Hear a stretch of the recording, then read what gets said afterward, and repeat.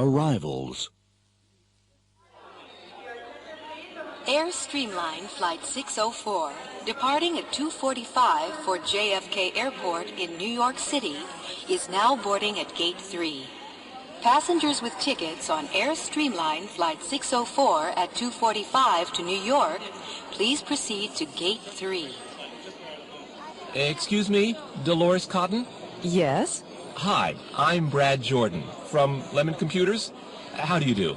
How do you do? I'm glad to meet you, Brad. Thank you for coming to meet us. It's a pleasure. How was the trip? Fine. Oh, I'd like you to meet Ron Eng. He's our sales manager. How do you do, Ron? This is the last call for Global Airlines Flight 373 departing at 2:30 for Houston. Passengers on Global Flight 373 at 2:30 to Houston should board now at Gate 1.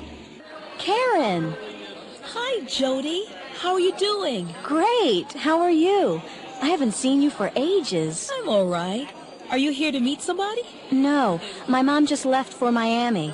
Do you have time for coffee? Sure, I'd love some.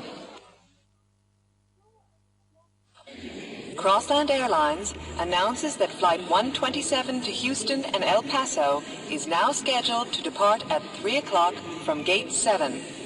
Passengers on Crossland 127 are advised that their flight will depart from Gate 7 at 3 o'clock. Margaret, hi. Hello, Carol. How are you? Oh, I'm okay. How are you getting along? Fine, thanks. How are Larry and the kids? Everybody's fine. My car's just outside. Let me take one of your bags. Oh, thanks. Careful, it's heavy. Global Airlines announces that Flight 881 to New York City's LaGuardia Airport at 2:55 will depart from Gate 2 and will start boarding in 10 minutes. At this time, will passengers with small children and those who need special help in boarding please go to Gate 2 for Global Flight 881 to New York LaGuardia at 2:55. Hi. What time is your next flight to New York? 2:45. Flight 604 to LaGuardia Airport. There's space available. What's the one-way fare? It's $228.70 with tax. Okay, there you go. Put it on my Visa card, please. All right, just a second. Air Streamline Flight 403 to Atlanta, with connections to Miami and other points south, will depart on schedule at 3:05 from Gate 4. We repeat, Air Streamline 403 will depart as scheduled at 3:05 for Atlanta.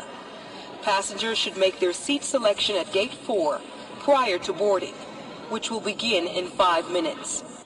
Well, hi there. Hello. How are you doing? Oh, fine. Excuse me. Do I know you from somewhere? Sure, it's me, Rick Balestrina. I'm sorry. I don't think I know you. Aren't you Jose Cortez? No, I'm afraid not. Oh, excuse me. I thought you were someone else. I'm so sorry. That's all right.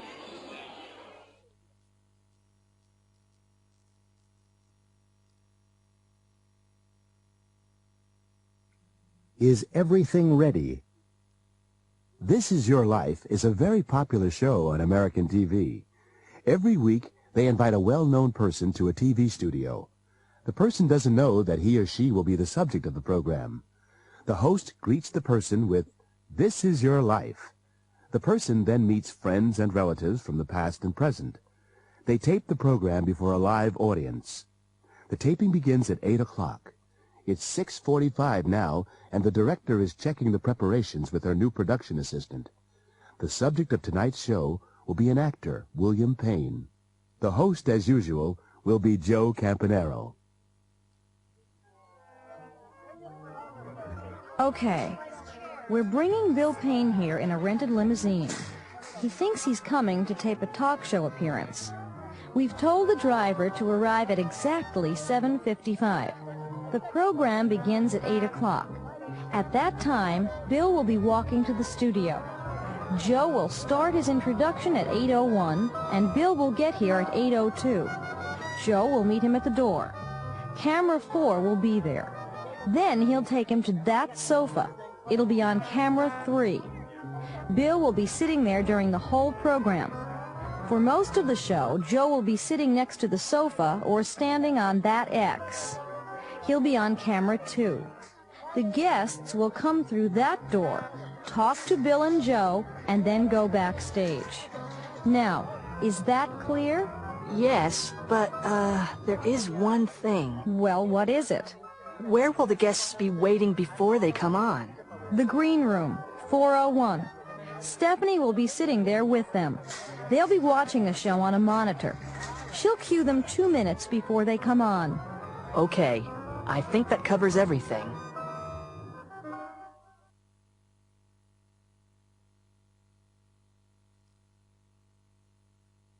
This is your life. Good evening and welcome to This Is Your Life. I'm your host, Joe Campanaro. We're waiting for the subject of tonight's program. He's one of the world's leading actors, and he thinks he's coming here for a talk show. I think I hear him now. Yes, here he is. William Payne, this is your life. Oh, no, I can't believe it. Not me. Yes, you. Come in with me now. Ladies and gentlemen, William Payne. Sit right over here, Bill. Let's begin at the beginning. You were born in Providence, Rhode Island on July 2nd, 1958. You were the youngest of 6 children. Your mother was a model, and your father worked at a furniture store. Of course, your name was Herman Wartsky then. Do you recognize this voice? I remember Bill, when he was 2. He used to cry and scream all day. Roseanne! All the way from Tokyo, we flew her here to be with you tonight, your sister, Roseanne Wartsky Tatsukawa. Rosie, why didn't you tell me? Yes, you haven't seen each other for 9 years. Take a seat next to him, Roseanne. You went to school in Providence and got your diploma from Whitney High School in 1976.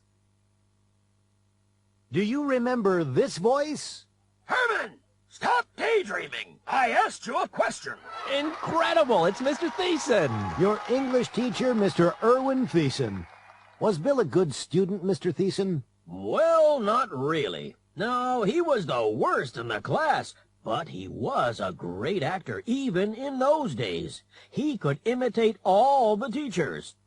Thank you, Mr. Thiessen. You can talk to Bill later. Well, Bill, you went on to the Yale School of Drama in 1978 and finished in 1982. In 1983, you went to Hollywood. Do you know this voice? Say, Bill, can you ride a horse yet? Rita! Yes, Rita Colon, who's flown in from New York, where she's appearing in the new musical, The Romance Dance. Bill, darling, it's so wonderful to see you. Hello, Joe, darling. Bill and I were in a movie together in 1984. Bill had to learn to ride a horse and, well, Bill doesn't like horses very much. Like them? I'm scared to death of them. Anyway, poor Bill practiced for 2 weeks. Then he went to the director, it was John Galveston, and said, "What do you want me to do?" John said, "I want you to fall off the horse." Oh, Bill was furious. He said, "What? Fall off? I've been practicing for 2 weeks. I could fall off the first day without any practice."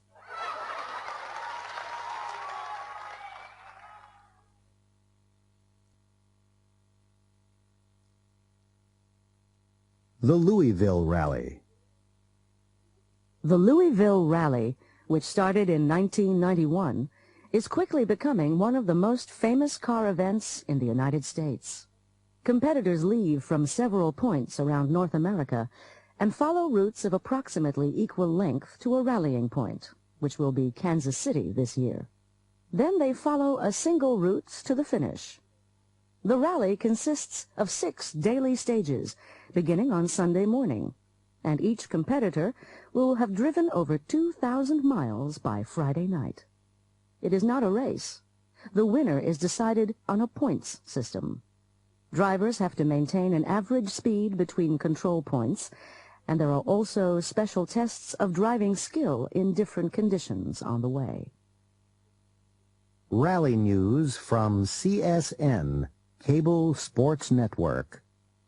Now here's a report from Bob Costello. Hello from Billings, Montana.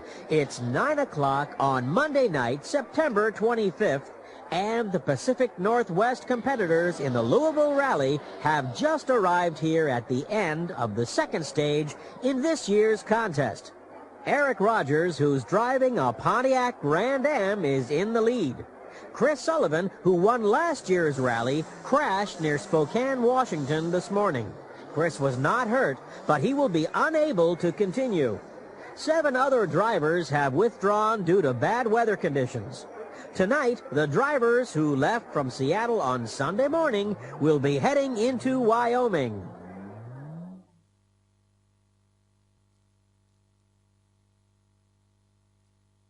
The Romance Connection.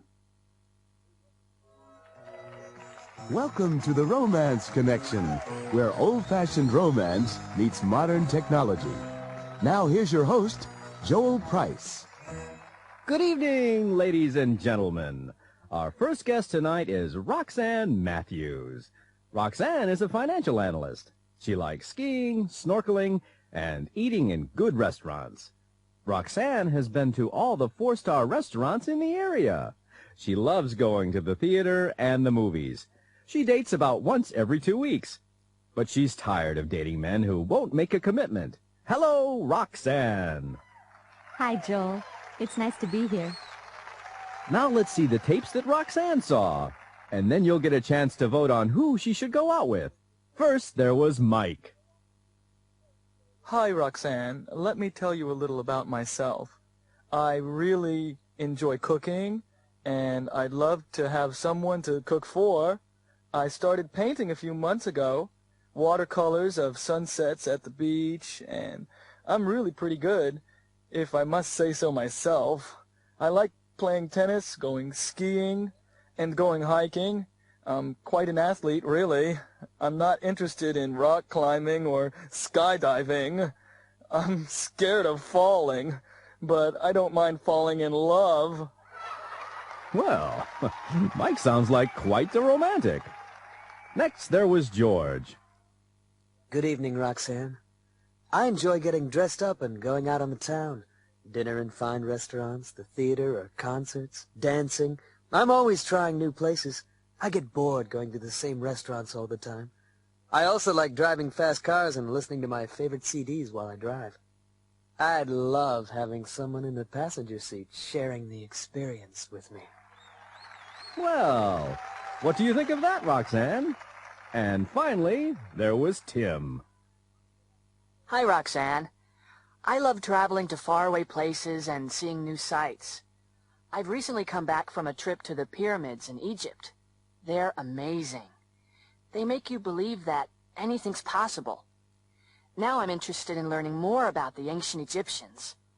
I enjoy eating great ethnic food and meeting people from other cultures.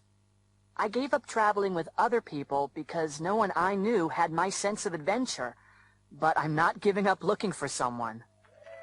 Well, there you have the 3 candidates for Roxanne. Now, audience, which one do you think Roxanne should go out with? Mike, George, or Tim?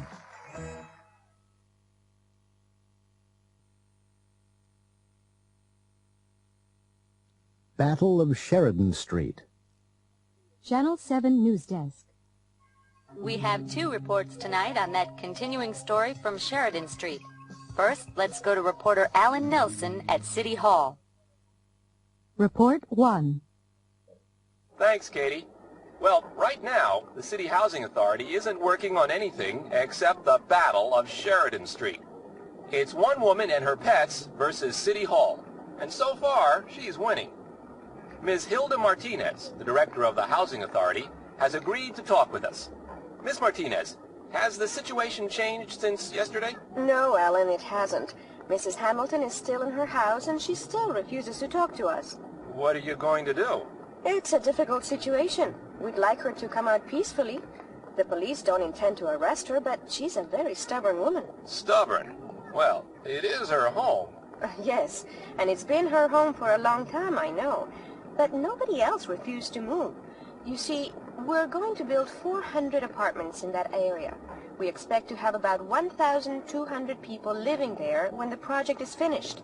You have to balance that against one person and a pack of dogs. But Mrs. Hamilton was born in that house, and she is trying to give a home to the homeless dogs of this city. Of course. But we have promised to relocate her and one of her dogs to a modern apartment in a senior citizens project. The other dogs will go to the ASPCA. So, what happens next? We can't wait forever. We want the ASPCA to take all the dogs first. Then we hope to talk to Mrs. Hamilton and convince her to move. We have to do something soon. Thank you, Miss Martinez. Live from City Hall, this has been Alan Nelson for Channel 7 News Desk. And now to Cindy Wong, who is with Mrs. Florence Hamilton at her home on Sheridan Street. Report 2. I'm standing in front of the only house still occupied on the 800 block of Sheridan Street. We have managed to set up an interview with Mrs. Florence Hamilton, the occupant of the house. She has decided to speak to us, but she has demanded to see me alone except for a camera crew of 2. Mrs. Hamilton, our viewers would like to hear your side of the story. There's not much to say. They want me to move. I was born here, and I intend to die here. It's as simple as that. Down, Caesar, sit! Cleo, sit! But the housing authority really needs to have this land, and they have arranged to relocate you. I know, but I can't take all my dogs. Just one. I love them all, and I need to have company. They're all I have. Come back, Calpurnia! Sit! Sit! How long can you hold out here? Oh, I have plenty of food. People bring me dog food. The city has threatened to cut off my water and lights, but I'll be all right. Thank you, Mrs. Hamilton. You can tell the city for me that I want a house where I can keep my dogs, not a apartment for senior citizens. Yes, this has been Cindy Wong talking to Mrs. Florence Hamilton, who is fighting to keep her home and pets. For Channel 7 News Desk, back to you in the studio, Katie.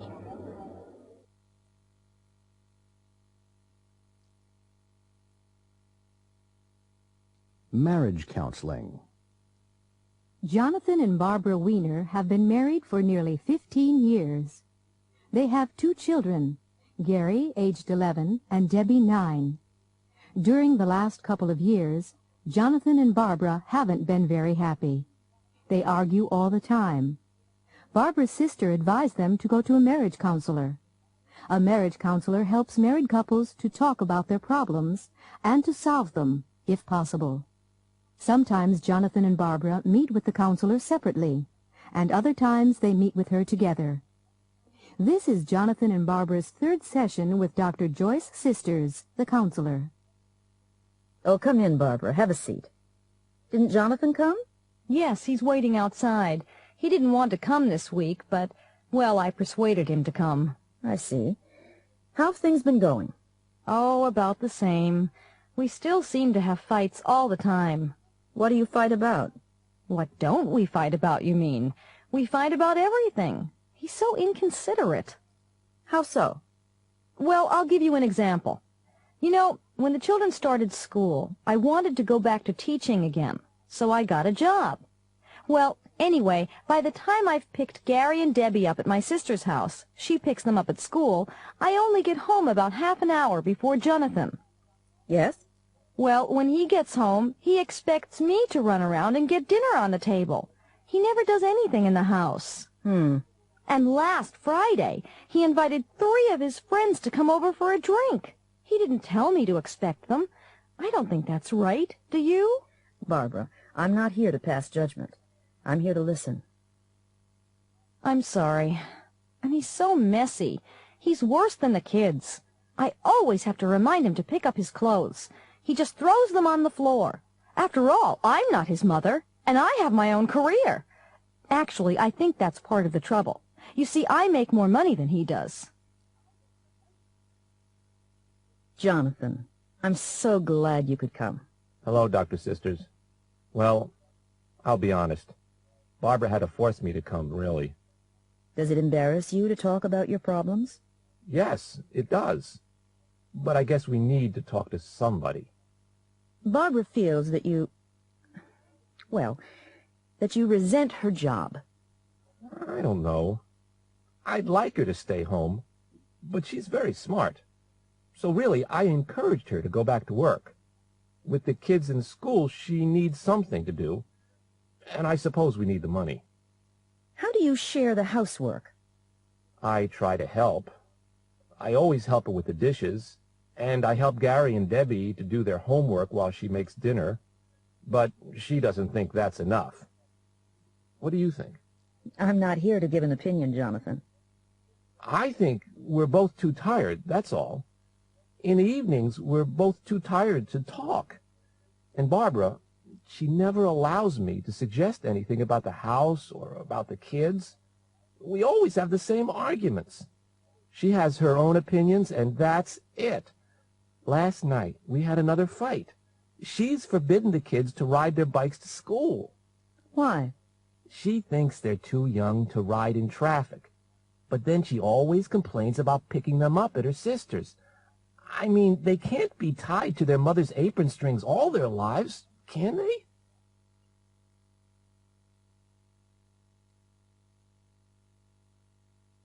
At home with the Baldwins. The Baldwin family is like many contemporary American families. Both parents work. Evan is a lawyer, Lynn is a photographer. Zach, 12, is in 7th grade, and Chloe, 8, is in 4th grade. 7:30 a.m. Zachary, are you ready for breakfast? No, Dad. I have to make my bed first. Okay, but hurry up. Mom's making hot cereal. By the way, what do you want for lunch today? Can I have turkey? I'm tired of tuna. No problem. Mom, I can't find my red sweater, and I want to wear it today. I think it's in the hamper. I'm going to do the laundry later, so you can wear it tomorrow. Can I make a suggestion? Why don't you wear your pink sweater today? Oh, all right. Can you do my hair now? In a minute. I have to get Zach. His breakfast is getting cold. Is Daddy making dinner tonight? Uh-huh. Can we have spaghetti and meatballs? Okay. I have to make a shopping list. I'm going to do the shopping on my way home. Would you check to see if we have any spaghetti, please? 7:30 p.m. Zachary, have you done your homework yet? Yeah, Mom. I did it right after karate class. Great. Let me look at it. Here, Mom. Here's my homework. You did a good job, Zach. Did you have to do anything else? I also had to do some reading in my history book. And I had to do a crossword puzzle for science. It was easy, though. You're sure you didn't make any mistakes? Yep. I'm positive. Hey, Chloe, what are you doing? I'm making a picture for the story I wrote in school today. Oh, yeah? Terrific. Can I see it? Oh, it's very pretty. I like the colors. Thanks, Dad. Chloe, go look in the kitchen. Is Mom making coffee? No, Daddy. She's doing the dishes. Oh, I guess I can wait a few minutes. I have to make a call. Are you calling Grandma? No, it's a business call. I told someone I'd call him before 8 o'clock tonight. I hate to do business from home, but he's a special case.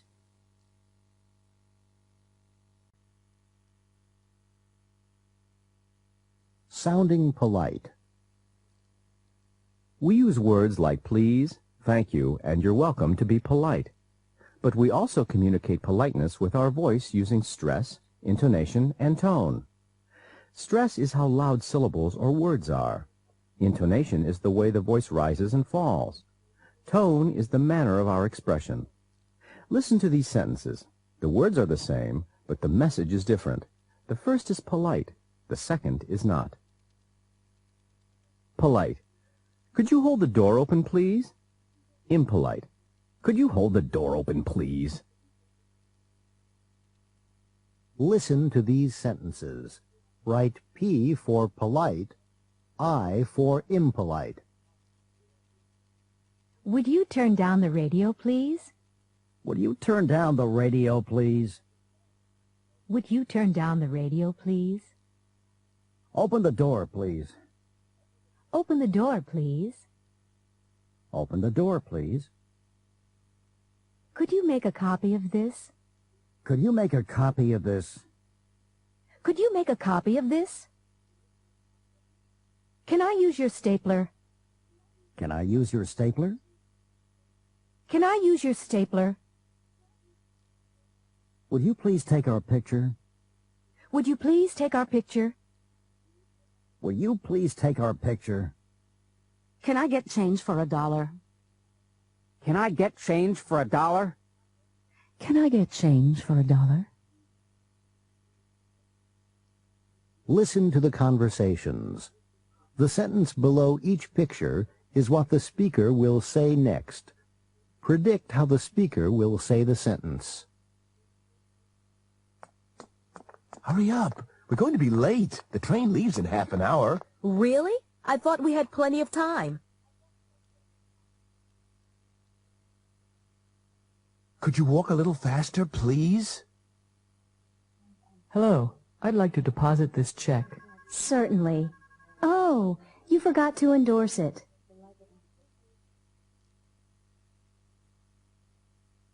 Can I use that pen? Kevin! Oh, hi, Dad. What's up?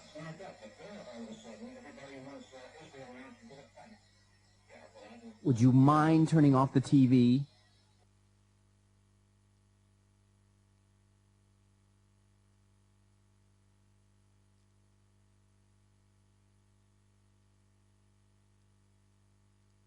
Polite requests. Mike? Yeah? Close the door, will you? It's freezing in here. Sure. I'm sorry. Karen? Lend me 50 cents. I left my purse in the office. Oh, okay. Here. Thanks. Excuse me, could you pass the sugar? Of course. There you are. Thank you very much. Do you need some help? Oh, thank you. Would you mind putting my suitcase up on the rack? Not at all. There you go. Oh, thank you so much. You're very kind. Excuse me, it's stuffy in here. Do you mind if I open the window? No, I don't mind at all. I'd like some fresh air, too. Excuse me, Lorraine. Could I ask you something? Sure, Wendy, what is it? Can I have the day off next Friday? Well, we're very busy now. Is it important? Yeah, it is, really. It's my cousin's wedding. Oh, well, of course you can. Can I help you, ma'am? I beg your pardon? Can I help you, ma'am? Oh, no, thanks. I'm just looking. Good morning. Good morning. I wonder if you can help me. I'm looking for a Father's Day present for my father. Have you thought about a nice tie? Maybe. Could you show me some of your ties? Excuse me. Yes? I wonder if you'd mind handing me one of those cans of peas on the top shelf. I can't reach it. Oh, sure. There you are. Thank you very much.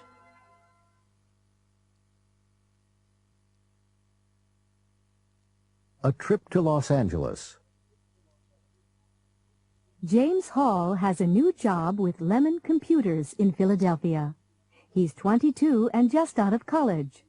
As part of his training, he has to spend 6 weeks at company headquarters near Los Angeles. It's his first business trip, and he's packing his suitcase. He lives with his parents, and his mother is helping him. Jimmy, haven't you finished packing yet? No, Mom, but it's all right. There isn't much to do. Well, I'll give you a hand. Oh, there isn't much room left. Is there anywhere to put your shaving kit? Yeah, sure. It'll go in here. Now, I have 3 more shirts to pack. They'll go on top, but there's another pair of shoes to get in. Put them here, one on each side. There. Okay, I think we can close it now. Okay. Where's the tag? What tag, hon? The name tag that the airline gave me to put on the suitcase. Oh, here it is. Now, do you have the key? What key? The key to lock the suitcase, of course. It's in the lock, Mom. There's nothing to worry about. There's plenty of time. Have you forgotten anything? I hope not. And you have a safe pocket for your traveler's checks? Yes, they're in my inside coat pocket. Do you have a book to read on the plane? Yes, it's in my briefcase. What about small change to make phone calls? Check. I have a pocket full of coins.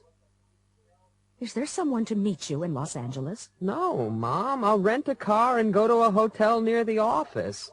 They suggested the Hollywood Inn. Do you have a reservation? I hope so. I asked them to make it. The hotel reservation, I mean. I reserved the car myself. Well, take care of yourself and be good. Call us tonight. Thanks, Mom. I will. Oh, I nearly forgot. Here's some gum to chew on the plane. You know, when it's coming down. No, Mom. Don't worry. I'll be all right. I'll see you next month.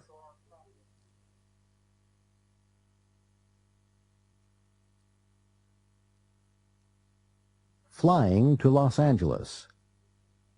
At the airport. James is at the Air USA terminal at the airport. He's already checked in. He's been through the security check, and he's gone to the gate to wait for his flight. 1.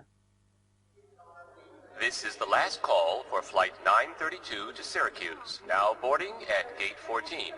Scheduled departure time is 3:25 p.m. 2. Flight 217 with non-stop service to Caracas is boarding at Gate 34. The flight is 10 minutes behind schedule and will depart at 3:40 p.m. 3. Flight 558 with service to Hartford, Connecticut and Springfield, Massachusetts is now ready for boarding at Gate 26. The flight will depart on schedule at 3:45 p.m. 4. Air USA Flight 563 to Detroit is now pre-boarding. Passengers with small children or who require special help in boarding should go now to Gate 12. The flight will leave as scheduled at 4:30. 5. Will Air USA passenger Rita Chambers, holding a ticket on Flight 67, scheduled to depart for San Francisco at 4:30, please go to Gate 32 for a new seat assignment prior to boarding. Ms. Rita Chambers, please report to Gate 32. 6. Passengers for Los Angeles, may I please have your attention? Air USA's non-stop service to Los Angeles, Flight 811, scheduled to depart at 4:30, has been delayed due to late arrival from London. Flight 811 will now depart at 4:50 from Gate 30. Boarding will begin in 15 minutes. In flight. James is now on the plane. 1. Good afternoon, ladies and gentlemen. This is your captain, Tom Brown. We'd like to welcome you aboard Flight 811 and to apologize for the delay. We had some bumpy weather over the Atlantic and arrived late from London. Now we are experiencing another slight delay as we wait for clearance from air traffic control. We don't expect it will be more than 5 minutes, and we hope to arrive in Los Angeles at about 7:30 local time. 2. This is the captain again. I just wanted to apologize again for the delays and to let you know that we are almost back on schedule. Our Boeing 767 is cruising at an altitude of about 30,000 feet at an airspeed of, around 560 miles per hour. We are above the state of Maryland, and that's Washington, D.C. over to the left of the plane. The temperature in Los Angeles is 79 degrees Fahrenheit, That's 26 degrees centigrade, and it's sunny and clear. Really unusual for Los Angeles.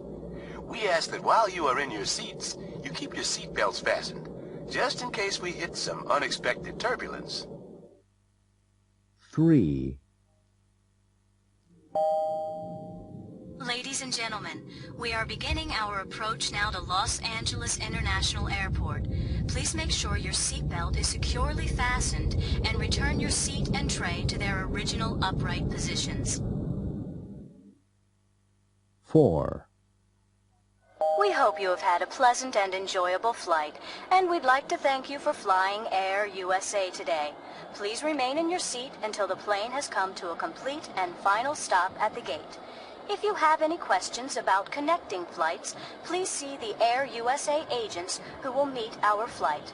On behalf of Captain Tom Brown and the rest of the crew, thanks again for flying Air USA. Beverages on the plane. Something to drink, sir? Yeah, yes, thanks. I'd like some club soda. With lime or without? With lime, please. How much is that? It's complimentary. The soft drinks are free. Great. Will you be serving dinner soon? Sure, as soon as we finish the beverage service. Oh, good. What is it? We have a choice today of lasagna or chicken. Thanks. Would you mind giving me some more peanuts? I'm getting kind of hungry. Not at all, sir. Here you go. In-flight questionnaire. Excuse me, sir. Would you mind filling out this questionnaire? What's it about? It's a survey. Okay, I'll fill it out. Auto rental. Can I help you? Yes, I have a reservation. My name is James Hall. My confirmation number is 750-88821. 750-88821. Just a moment, sir. Yes, I have it. Okay, I just need some information. That's Hall, James. Address? 427 Longwood Avenue, Philadelphia, PA, 19119. Are you here for business or for pleasure? Business. I'm supposed to get the corporate discount?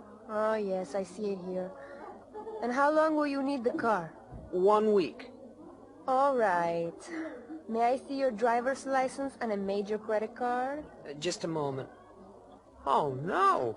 I left my driver's license in Philadelphia.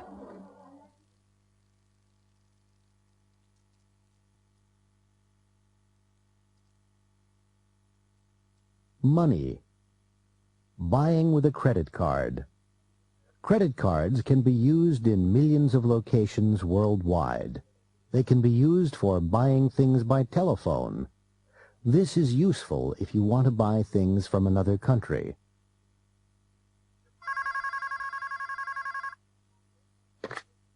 Mac Gizmos, this is Mindy speaking. How can I help you? Hi, I'd like to order some software, please. Do you have a catalog number? Yes, I do. It's GKX 371243. Please hold. That's the Death Star Defender game on CD-ROM for Macintosh? That's right. What city? I'm calling from London, in Britain. May I have your name and address? Yes, it's Simon Alton, that's A-L-T-O-N, 42 Gladstone Terrace, London W6 8BN, England. Simon Alton, 42 Gladstone Terrace, London, W6 8BN, England. And how do you want that sent, Simon? Surface, air, or courier? A courier. That will be a total of $89.30, including delivery. Fine. And how are you paying? MasterCard. May I have your number? 5055 6631 8901 4247. 5055 6631 8901 4247. And the expiration date on the card? September next year. And what is the name actually printed on the card? Simon W. Alton. That's great, Simon. Your CD-ROM will be there in a few days. Thank you for calling Mac Gizmos.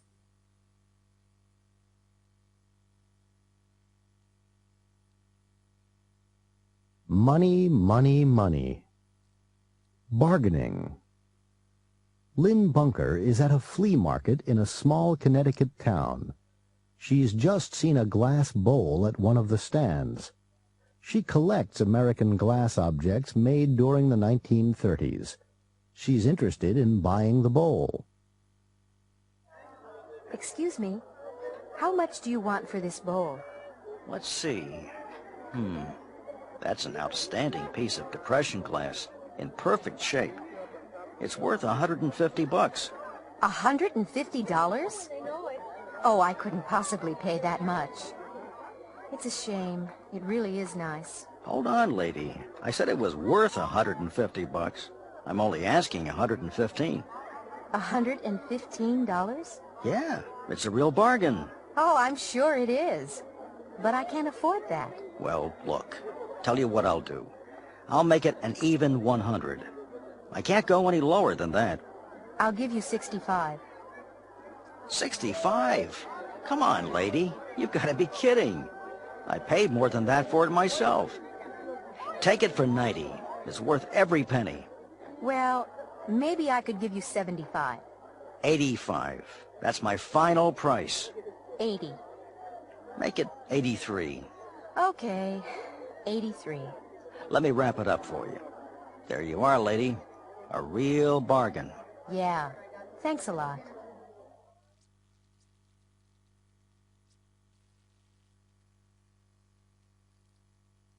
Inside Story. ABN Evening News. Young Billy Simpson's ordeal ended abruptly when the two kidnappers returned the boys safely to the Simpson home earlier today. Police Commissioner Ben Hawkins has spoken to the boy and the two kidnappers. We're waiting for the commissioner to arrive to begin his press conference. Ah, here he is now. Just a few questions, please, Ms. Hawkins. Good evening. As you know, the Simpson boy was returned safe and sound at 2 o'clock this afternoon. The kidnappers were planning to force Mr. Simpson to pay $10 million in ransom for the boy's safe return. How exactly did they kidnap Billy? Cobb and Ahern managed to tunnel under a security fence and found Billy fishing alone at the pond.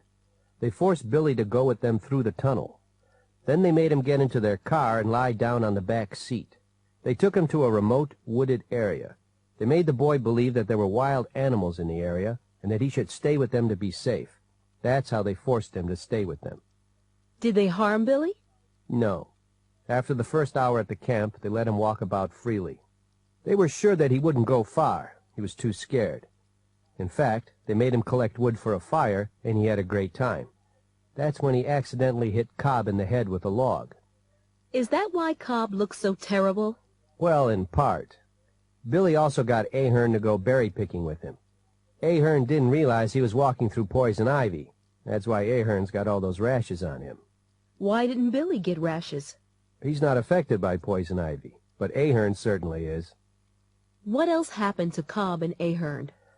Well, this morning, Ahern and Cobb allowed Billy to play near the campsite. Billy wanted to play Tarzan, so he climbed a tree, but he was afraid to climb down. He made Ahern climb up to help him, but Ahern fell off and nearly broke his leg. In his hurry to help his buddy, Cobb tripped over a rock and landed in the campfire. He got burns over 20% of his body. In the meantime, Billy got down from the tree by himself. That's when Ahern and Cobb decided to give up. They drove Billy back to the estate and asked the Simpsons to get them medical attention.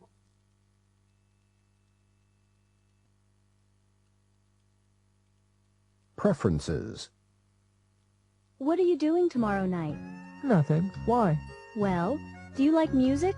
Yes, I do. Very much. Which do you like better, country or jazz? I like both, as a matter of fact. Well, Joe Ed Davis is playing at the Hoot and Holler. Would you like to go? Yeah, great. He's one of my favorites. Hey, Carla, look. They have a fabulous selection of jeans. Oh, yeah, and they have my size. Yeah, but only in BC's and Guest.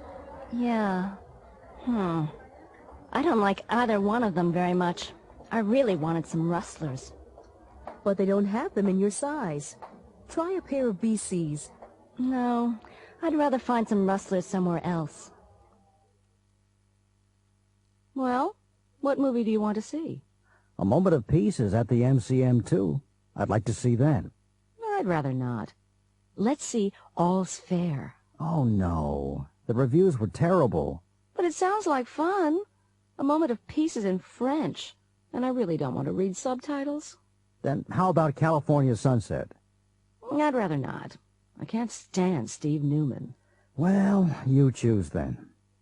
You know, I'd much rather stay home and rent a video. What do you feel like having?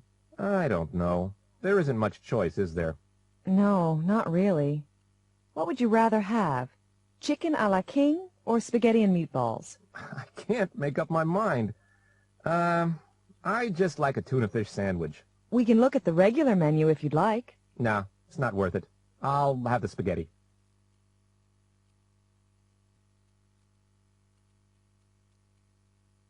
Earth Day. Today is Earth Day, and we're here in Central Park for the big cleanup and celebration. We asked some of the people who turned out today what they think we ought to do to help the environment. Well, I think we'd better do something to protect the tropical rainforests before they're all gone. You know, rainforests only make up like 2% of the Earth's surface, but over half the world's wild plant, animal, and insect species live there. 1 out of every 4 pharmaceuticals comes from a plant in a tropical rainforest. We ought to support organizations involved in rainforest conservation, like the Rainforest Action Network in San Francisco. The most important thing to me is to save and care for all the wildlife in the world. Did you know that by the year 2000, 20% of all Earth species could be lost forever? And we'd better not save only the mammals. We ought to be concerned about the insects, fish, amphibians, reptiles, and plants. I think the governments of the world had better get together and do something. I'm really worried about the quality of the air we breathe. Cars cause a lot of the air pollution, and everybody ought to do whatever possible to stop it, you know. For example, people ought to drive together or use public transportation. That would keep millions of pounds of pollution out of the atmosphere. People ought to buy cars that get good gas mileage and keep them tuned up and running well. The more gas a car uses, the more pollution it emits. We'd all better support the development and use of cars that use alternative energy sources, like electric cars, solar-powered cars, and cars that run on methane gas. We better not take the water we have for granted in this country. Every day we consume 450 billion gallons of water. We get this water from our rivers, lakes, and streams, or from groundwater, and we have been careless about how we've treated our water sources. We ought to take better care of the groundwater and keep it safe from pollutants, especially chemicals that people pour down their drains without thinking, or gasoline leaks from underground storage tanks. We'd also better start conserving water.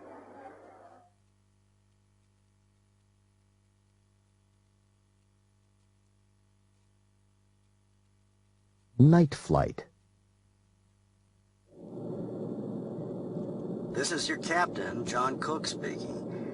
We reached our cruising altitude, and I've just turned off the fasten seatbelt sign. Our estimated time of arrival in Anchorage is 1 a.m., so we've got a long flight ahead of us. I hope you enjoy it. Our flight attendants will be serving dinner shortly. Thank you. It was Christmas Eve, 1959. A lot of the passengers on the nearly full plane were traveling home to spend the holidays with their families. It was a smooth and quiet flight. The flight attendants had just finished picking up the trays and were in the galley putting things away when the first buzzers sounded. One of the flight attendants went down the aisle to check. when she came back, she looked surprised. "It's amazing," she said. "Even on a smooth flight like this, 2 people have gotten sick." 20 minutes later, nearly half the passengers were sick, violently sick. Several were moaning and groaning, some were doubled up in pain, and 2 were unconscious. Fortunately, there was a doctor on board, and he was helping the flight attendants. He came to the galley and said, "I'd better speak to the pilot. This is a severe case of food poisoning. I think we'd better land as soon as possible." "What caused it?" asked one of the flight attendants. "Well," replied the doctor, "I had the beef for dinner, and I'm fine. The passengers who chose the fish are sick." The flight attendant led him to the cockpit. The door was jammed. Together they pushed it open. The captain was lying unconscious behind the door. The co-pilot was slumped across the controls, and the engineer was trying to revive him. The doctor quickly examined the 2 men. "Can you land the plane?" the doctor asked the engineer. "Me? No, I'm not a pilot. We've got to revive them," he replied. "The plane's on automatic pilot. We're okay for a couple of hours." "They could be out for a long time," said the doctor. "I'd better contact ground control," said the engineer. "Maybe you should make an announcement and try to find out if there's a pilot on board," the doctor suggested. "We can't do that," the flight attendant said. "It'll cause a general panic." Suddenly she remembered something. "One of the passengers. I overheard him saying that he'd been a pilot. I'll get him." She found the man and asked him to come to the galley. "Didn't you say you used to be a pilot?" she asked. "Yes. Why?" She led him to the cockpit. They explained the situation to him. "You mean you want me to fly the plane?" he asked. "You must be joking. I was a pilot, but I flew single-engined fighter planes, and that was 15 years ago. This thing's got 4 engines. Isn't there anybody else?" he asked. "I'm afraid not," said the flight attendant. The man sat down at the controls. His hands were shaking slightly. The engineer connected him to air traffic control. They told him to keep flying on automatic pilot toward Anchorage and wait for further instructions from an experienced pilot. An hour later, the lights of Anchorage appeared on the horizon. He could see the lights of the runway shining brightly by a lake. Air traffic control told him to keep circling until the fuel gauge registered almost empty. This gave him a chance to get used to handling the controls. In the cabin, the flight attendants and the doctor were busy attending to the sick. Several people were unconscious. The plane circled for over half an hour. The passengers had begun to realize that something was wrong. "What's going on? Why don't we land?" shouted one man. "We've got to get my wife to the hospital." A woman began sobbing quietly. At last, the plane started its descent. Suddenly, there was a bump that shook the plane. "We're all going to die!" screamed a man. Even the flight attendants looked worried. "It's all right," someone said. "The pilot just lowered the landing gear, that's all." As the plane approached the runway, they could see fire trucks and ambulances speeding along the runway with their lights flashing. There was a tremendous thump as the wheels hit the tarmac, bounced twice, raced along the runway, and screeched to a halt. The first airport truck was there in seconds. "That was nearly a perfect landing. Good job," shouted the air traffic controller. "Thanks," said the man. Any chance of a job?"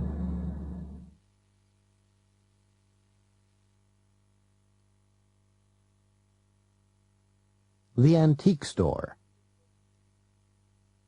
Anita Jameson and Steve Weaver are antique dealers. They have a very successful business.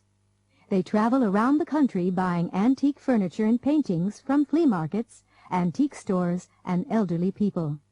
Steve has just come out of a little antique store, and he seems very excited. Anita, we're in luck. There's a painting in there, a landscape. It's a good one. I thought it might be valuable, so I took a good look at the signature. It isn't very clear, but I think it may be a Winslow Homer. A Winslow Homer? It can't be. They're all in museums. They're worth a fortune. Well, someone found one a couple of years ago. This might be another one.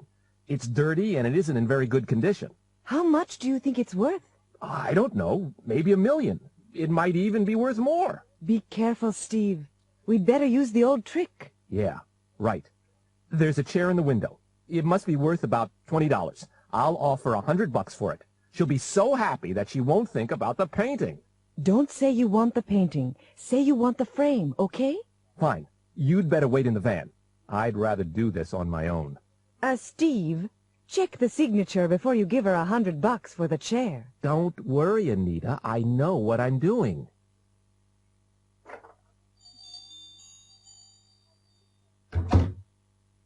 I'll be with you in a minute. I'm interested in that chair in the window. What? That old thing? It's been there for years. It has? It's very nice. I think it could be Victorian. Really? Yes, I think I'm right. I've seen 1 or 2 other chairs like it. I think I could get a good price for that in New York. I'll offer you $100. $100? You must be out of your mind. No, it's a fair price. Well, then, it's yours. There you are, then. $100. Goodbye. Oh, by the way, that painting's in a nice frame. It's a nice picture, honey. Late 19th century, I've heard. Oh, no, it can't be.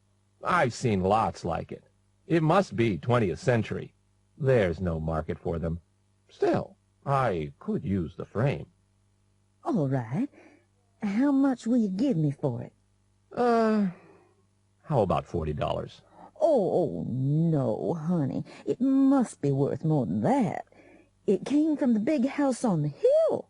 It did. Let me have another look at it. Yes, the frame really is nice. I'll give you $200. Oh, my. I don't know what to do. You see, I like that painting myself. All right.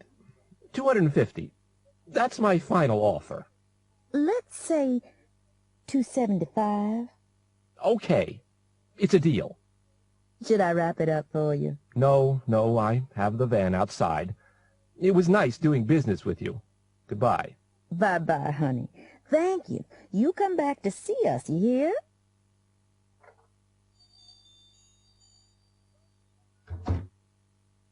Beauregard? Yes, darling? I've sold another one of your imitation Winslow Homers. You'd better bring another one downstairs if the paint's dry. The young gentleman who bought it seemed very happy with it.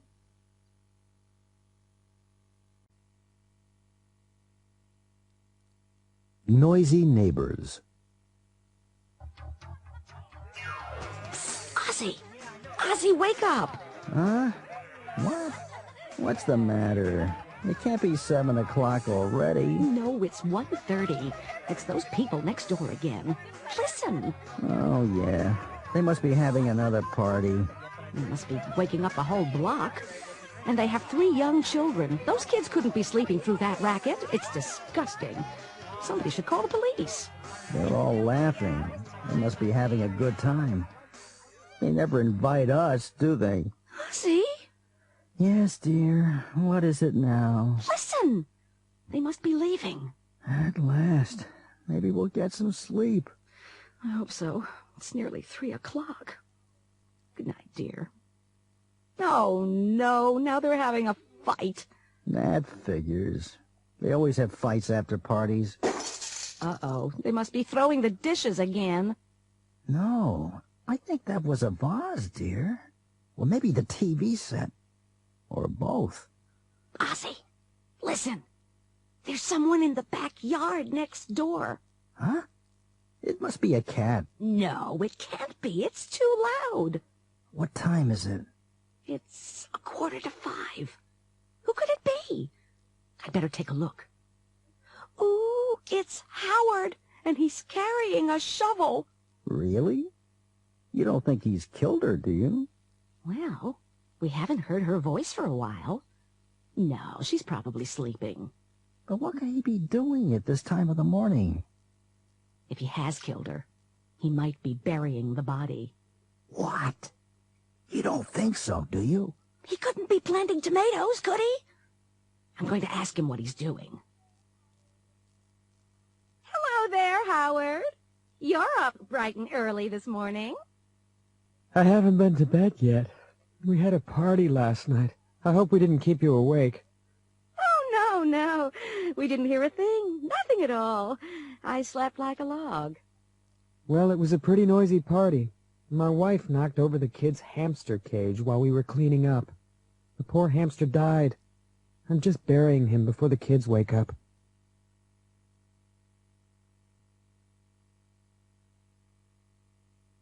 A sparkling camp.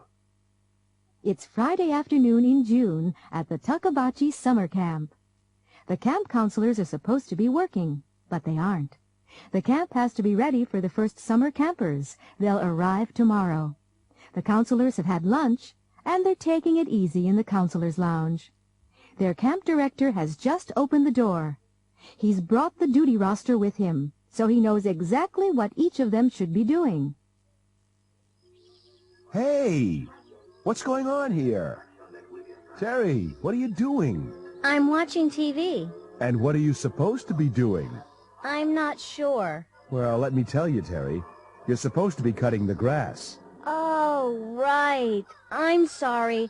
I'll get right on it. When I come back, you'd better be cutting the grass. Do you hear me? Okay, I'm going. Get a move on, Terry. Remember the Takabachi motto. A sparkling camp by the sparkling water.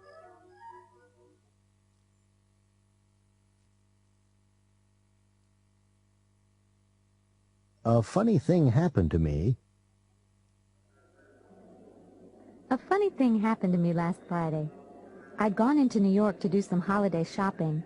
I wanted to get some presents, and I wanted to see the city all decorated for the holidays. You know, the store windows and the big tree at Rockefeller Center. I had gotten into the city early, so by early afternoon I'd bought everything I wanted. Anyway, I was really tired, all that shopping in crowded stores, and I'd made plans for that night. I just wanted to get home so I could relax before I had to go out again. I went to the Long Island Railroad at Penn Station. It was well before rush hour. I had apparently just missed a train, and the next one wouldn't be leaving for 40 minutes, so I decided I had time for a cup of coffee. I bought a Times and went into a small donut shop and sat at the counter. I ordered a cup of coffee and a box of a half-dozen assorted mini donuts. I figured I would eat a couple and take the rest home for my family. Anyway, they were having a special on the mini donuts, and I can't resist a bargain. I started the crossword puzzle in the paper. A few minutes later, a woman sat down on the stool to my left. That surprised me because there were several empty stools. There was nothing strange about her except that she was very tall. In fact, she looked like a typical businesswoman. You know, conservative suit, briefcase. I didn't say anything. I just kept doing the crossword. Suddenly, she reached out, opened the box of donuts, took one out, dunked it in her coffee, and began to eat it. I couldn't believe my eyes. Anyway, I didn't want to make a scene, so I decided to ignore it. I always avoid trouble if I can. I just took a donut myself and went back to my crossword. When the woman took a second donut, I didn't say a word. After all, if I hadn't protested when she took the first one, how could I say anything when she took the second one? I pretended to be very interested in the puzzle. A few minutes later, I casually put out my hand, took another donut, and glanced at the woman. She seemed to be glaring at me. She was making me feel so nervous that I decided to have a third donut. That left only one, for only a minute. Sure enough, the woman took the last donut. I nervously continued eating my donut and decided to leave. I was ready to get up and go when the woman suddenly stood up and hurried out of the donut shop. I felt very relieved and decided to wait for 2 or 3 minutes before going myself. I finished my second cup of coffee, folded my newspaper, and stood up. And there, on the counter, underneath where my paper had been, was my unopened box of donuts.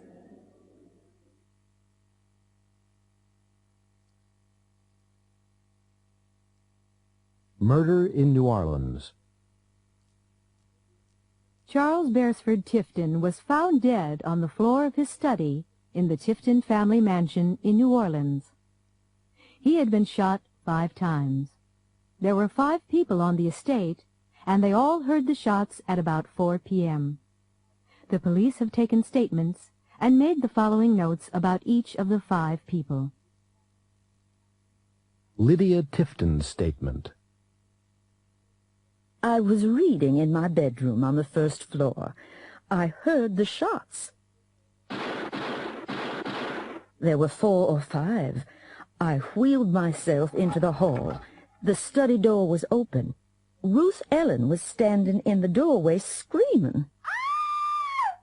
Benson was standing at the French windows.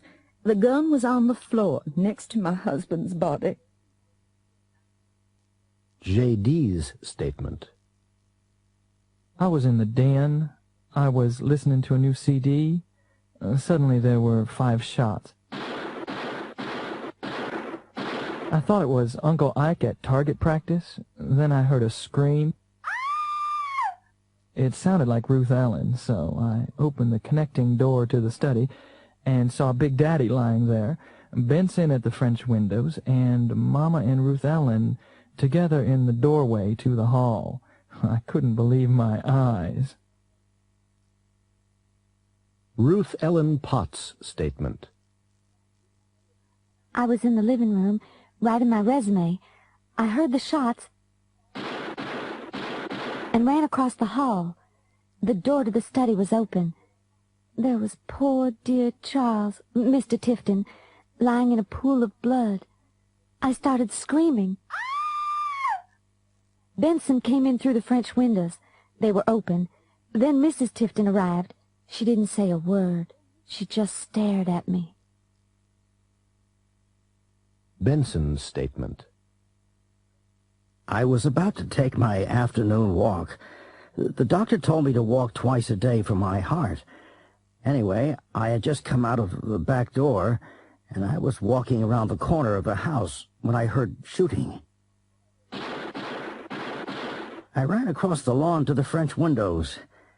I saw Mr. Charles's body and Miss Ruth Ellen in the doorway. Dwight Dubois' statement. I was out by the pond, fishing in my usual spot, when I heard the shots.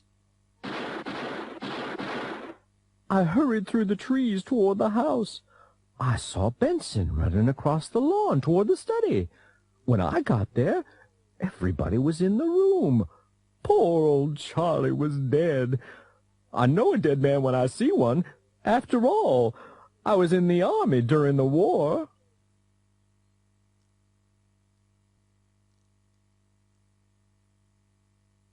Murder in New Orleans. Chief of Detectives Tony D'Amato is in charge of the case. Detective Sergeant Novak is his assistant. They're in the Tifton study. Where is everybody? They're all in the living room. Reyes is with them. What do you think? It could have been any of them, couldn't it? Nobody seems very sad. Might have even been all of them. Yeah. Tifton wasn't exactly popular around here. Nobody liked him. But it could have been an outsider. No way. It must have been one of them. Let's look at the evidence. It seems to me that everybody has a motive and nobody has an alibi. They all say they were alone when it happened. Yes, there are no fingerprints on the gun. Lydia Tifton? It couldn't have been her. Why not? Well, she's in a wheelchair. She can't move very fast. Anyway, they've been married for 35 years. It just couldn't have been her. Most murders are committed by someone in the family, and that door goes into her room. Right, but it was locked. Doors have keys. But why would she want to kill him? Ruth Ellen Potts is a very attractive young woman. We don't know what was going on. She might have been jealous. But he was over 60. He was old enough to be Potts' grandfather. Yes. But he was a good-looking man and very rich and powerful. Dwight Dubois? What about Dubois, Novak? He's a weird guy. I've been thinking about that. It couldn't have been him. Why not? Why would he need to shoot 5 times? He was a champion marksman. He could have killed him with 1 shot. Maybe he did, Novak. Maybe he did. I don't follow. There are a lot of things you don't follow, Novak. Maybe he's smarter than he looks. But there's no motive. There might have been.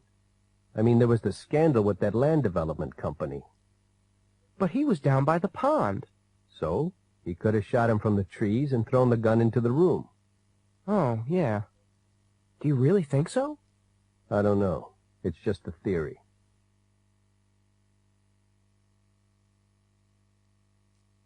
Call in. You're on the air. Good evening. I'm Harry Baxter, and this is Call In on radio station WLFM. We're talking tonight about government services. Do you think you're getting what you've paid for? What's your opinion? Call in. We'd like to hear from you. The number is 555-1785. Call in. You're on the air. Hi, Harry. My name is Stuart Amos. I'm a salesman and I have to drive a lot. Why is it that there's always construction going on all the alternate routes at exactly the same time? I mean, I understand that the roads need to be maintained, but there's absolutely no coordination. Like, when they're fixing one bridge into the city, why do they have to fix the other bridge at the same time? It's ridiculous. Good point, Stuart. Let's hope the Department of Transportation folks are listening. Call in. You're on the air. Good evening, Harry. I'm Hilda Diaz. Why are they closing the fire station in my neighborhood? We need it to stay open. I heard that the response time is going to be increased by 10 minutes if that fire station closes. 10 minutes. That could mean the difference between life and death, you know. If they're trying to save money, why don't those politicians all take a pay cut? That's where the waste is, if you ask me. Well, Hilda, you certainly sound passionate. We'll see if the city doesn't change its mind. I hope you've called your city council representative. Call in. You're on the air. Harry, I'm Milton Kramer. I'm fed up with those sanitation trucks that come in the middle of the night and make all that noise. They must start at around 4 o'clock in the morning, and it's every other night. I'm sound asleep, and I have about 3 more hours before the alarm's going to go off, and the garbage truck comes. I can never get back to sleep, and before I know it, I have to get up for work. It ruins my whole day. There must be a way for them to change the schedule so they don't wake up the neighborhood. You know, Milton, I've never understood why sanitation trucks have to come in the middle of the night either. I'm sure the sanitation workers wouldn't mind having different hours, say like 7 o'clock to 4 o'clock. And on that note, it's time to say goodnight. Thank you for listening, and remember to tune in again tomorrow.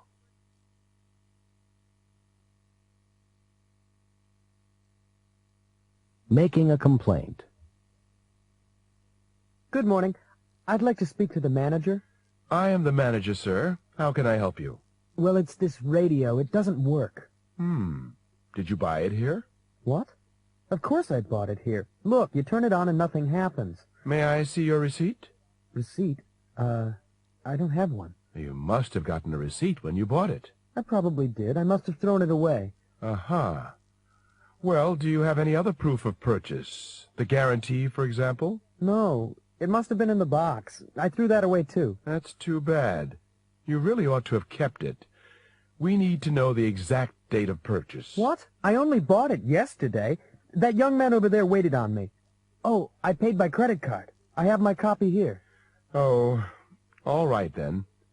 Did you test the radio before you left the store? Tested? No, it was in the original box.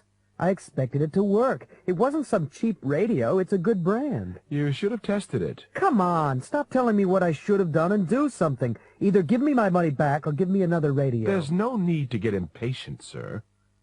Let me look at it. You see this little switch in the back? Yes. It's on AC, and it should be on DC. You really should have read the instructions. Oh.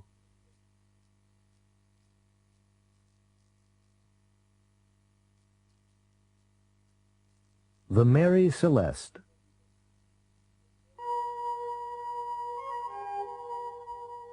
The Mary Celeste was built in 1861 in Nova Scotia, Canada, as a cargo-carrying sailing ship. When it was launched, it was given the name Amazon. It was not a lucky ship. The first captain died a few days after it was registered, and on its first voyage in 1862, it was badly damaged in a collision. While it was being repaired in port, it caught fire. In 1863, it crossed the Atlantic for the first time, and in the English Channel, it collided with another ship that sank. The Amazon was badly damaged itself. In 1867, it ran aground on Cape Breton Island off the Canadian coast and had to be rebuilt. It was then sold, and the name was changed to the Mary Celeste. Sailors are very superstitious and dislike sailing on ships which have been unlucky or which have changed their names. Many sailors refuse to sail on the Mary Celeste. On November 5th, 1872, the Mary Celeste left New York, carrying a cargo of industrial alcohol to Genoa in Italy. There were 11 people on board. Captain Briggs, an experienced captain, his wife and 2-year-old daughter, and a crew of 8. A month later, the Mary Celeste was seen by another ship, the Dei Gratia, about halfway between the Azores and the Portuguese coast. Captain Morehouse of the Dei Gratia, a friend of Captain Briggs, noticed that the ship was sailing strangely. When the Mary Celeste did not answer his signal, he sent a small boat to find out what was wrong. The Mary Celeste was completely deserted. The only lifeboat was missing. All the sails were up and in good condition. All the cargo was there. The ship had obviously been through storms. The glass cover on the compass was broken. The windows of the deck cabins had been covered with wooden planks. There was 3 feet of water in the cargo hold, which was not enough to be dangerous. The water pumps were working perfectly. There was enough food for 6 months and plenty of fresh water. All the crew's personal possessions, clothes, boots, pipes and tobacco, etc., were on board. There were toys on the captain's bed. There was food and drink on the cabin table. Only the navigation instruments and ship's papers were missing. The last entry in the ship's logbook had been made 11 days earlier, about 600 miles west, but the ship had continued in a straight line from there. The forehatch was found open. There were 2 deep marks on the bow near the waterline. There was a deep cut on the ship's rail, made by an axe. There were old brown bloodstains on the deck and on the captain's sword, which was in the cabin. Captain Morehouse and his crew were given the salvage money for bringing the ship to port.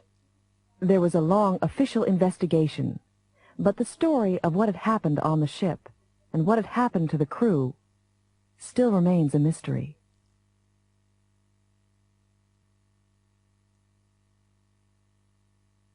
What do you think happened? I don't know what happened, but it must have happened suddenly. Why do you think that? Think about it. There were toys on the captain's bed, weren't there? The kid must have been playing, and they must have interrupted her suddenly. Yes, that's true. And food was on the table. They must have been eating or getting ready to eat. The lifeboat was missing, right? They could have been practicing their emergency drill. They must have gotten into the boat and launched it. All right. But what happened to the boat? Well, They may have been rowing the lifeboat around the ship, and there must have been a gust of wind. Then the ship could have moved forward and run down the lifeboat. That explains the marks on the bow. Come on. They couldn't have all been sitting in the lifeboat. What about the captain? He should have been steering the ship. Well, he might have been watching the drill and jumped in to save the others.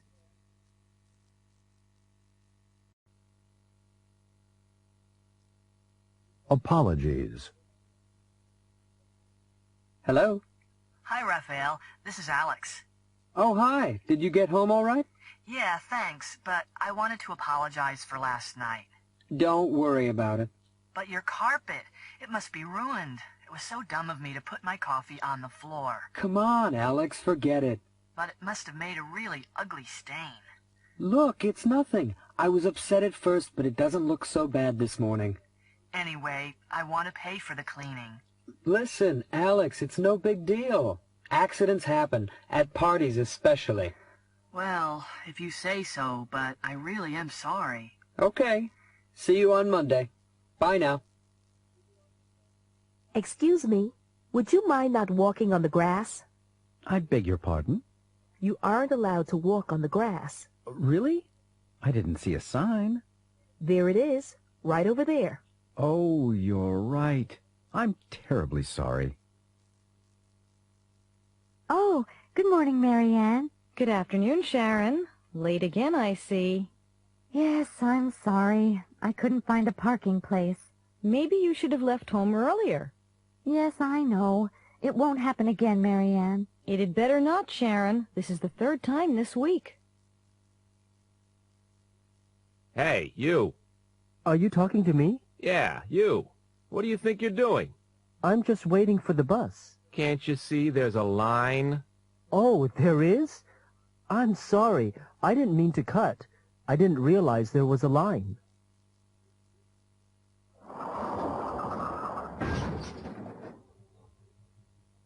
Are you all right? Yes, I'm okay. But what about my car? There doesn't seem to be too much damage. Let me see. Look at that. This is a brand new car. You shouldn't have been going so fast. Well, it wasn't my fault. It wasn't your fault? What do you mean, it wasn't your fault? I had the right of way. As a matter of fact, you didn't. You shouldn't have come out like that. Why not? There's no stop sign. Then what's that? Oh, a stop sign. I must have missed it. Well, you should have been more careful. You could have gotten us all killed. Yes, you're right. I'm sorry. What else can I say? Just thank goodness nobody's hurt. Here come the police. You'd better explain it to them.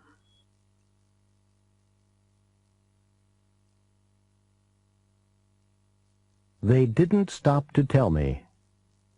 Police Captain Mel Torino is questioning Nicholas Estrella, the driver of the hijacked Ruby Star truck.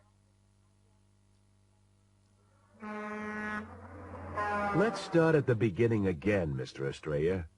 How did you lose your truck? I was making deliveries in Bedford. The truck was loaded with TVs, VCRs, radios, electronics. Uh-huh. So you drove to Bedford from the Ruby Star warehouse? Right. About 10 o'clock, I made a delivery on Boyle Street. I'd finished, and I was driving up Boyle when I saw a coffee shop. So you decided to stop? That's right. I stopped to get a sandwich to go. Go on.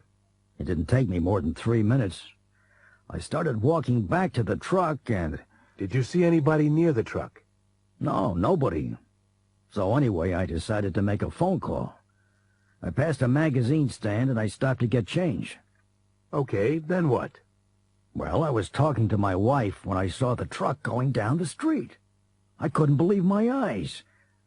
I dropped the phone and ran down the street, but they were moving fast. I couldn't catch up. Did you remember to lock the cab door? Yes, I always remember to lock it. I'm not stupid. Okay, take it easy. Can you actually remember locking it this time? Yes, definitely. I remember putting the key in the lock. The key was all wet and dirty. It was raining, and I dropped it in a puddle. What about the door on the other side? Did you remember to check it? I don't actually remember checking it, but it's always locked, and I never use it. But you don't remember checking it? No, not really. Maybe I forgot to check it. So, it could have been open. Yes, I guess so.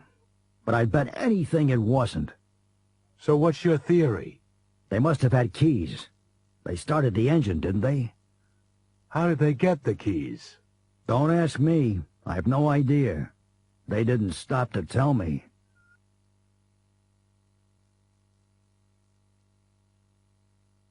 John Lennon, 1940 to 1980.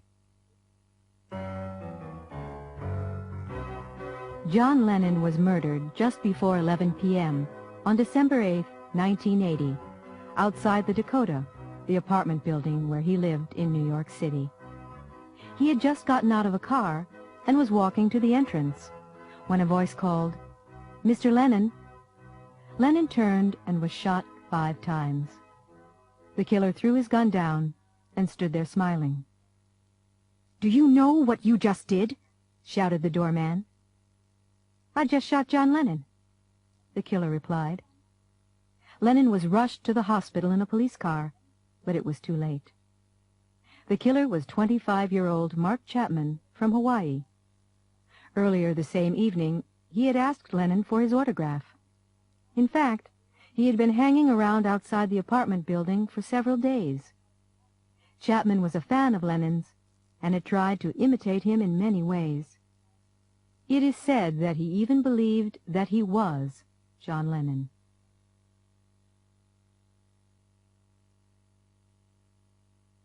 Beach Watch. Hey, look at that guy. He's way out there. You're right. Unless he turns around soon, he'll be in trouble. I'm going in. That guy needs help. Call emergency services. Oh, no! Unless the lifeguard gets there soon, that guy will drown!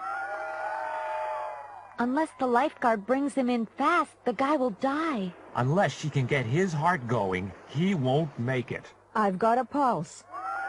If I were that guy, I'd give those lifeguards a reward.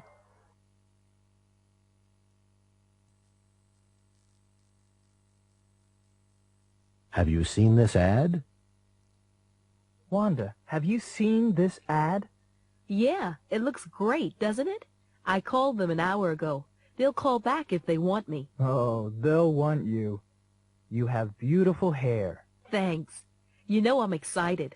I mean, if I go, I'll get a new hairstyle for nothing.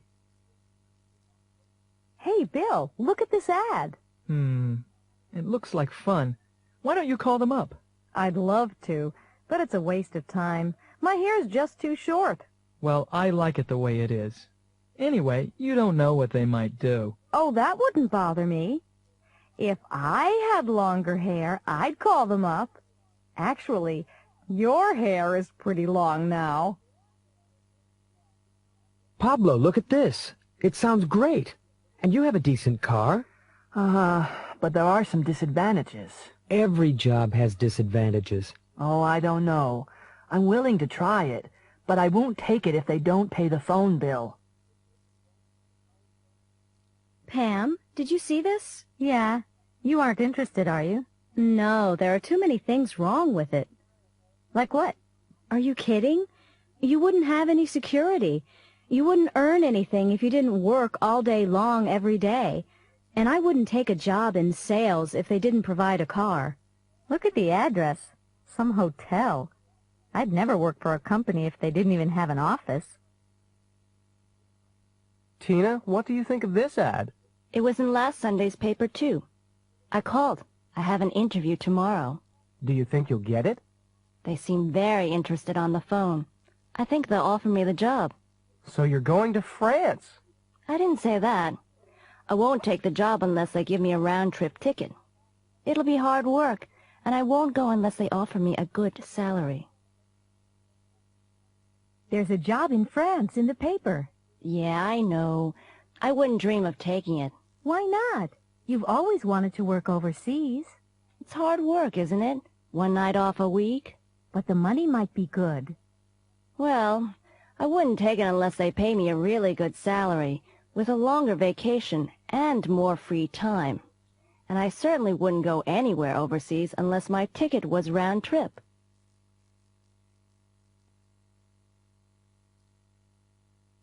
Glacier Watch.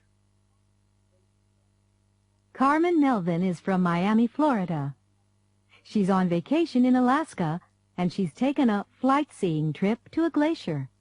The helicopter has landed on the glacier. This way. Watch where you're going, please. Our insurance company doesn't want you to hurt yourselves. This is incredible. Isn't it great? Oh, watch your step, and stay close by me. That is, unless you want to fall into a crevice. There are crevices hundreds of feet deep over there. We're going to begin by walking over to look at them. There's so much ice. And they keep telling us about global warming, you know, that the Earth is getting hotter. Well, I've been doing this job for 5 years, and the glacier has retreated. It used to be half a mile longer. Oh, really? Sure.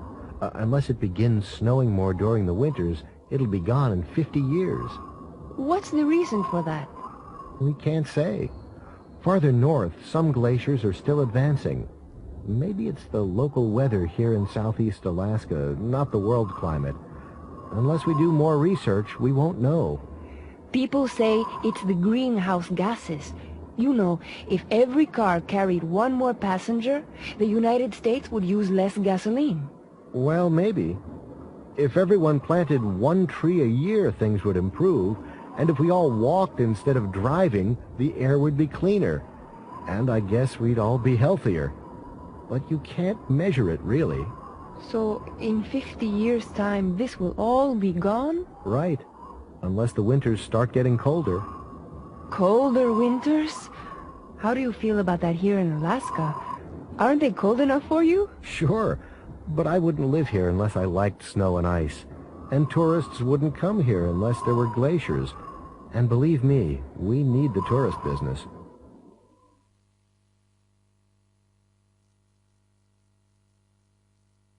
What would you have done? The reader's page. What would you have done? Last week, we invited you, the readers, to write and tell us about things that had happened to you, or things that you had heard about. We wanted stories where people just didn't know what to do next. Here are the stories that interested us the most. That's my coffee. Or was.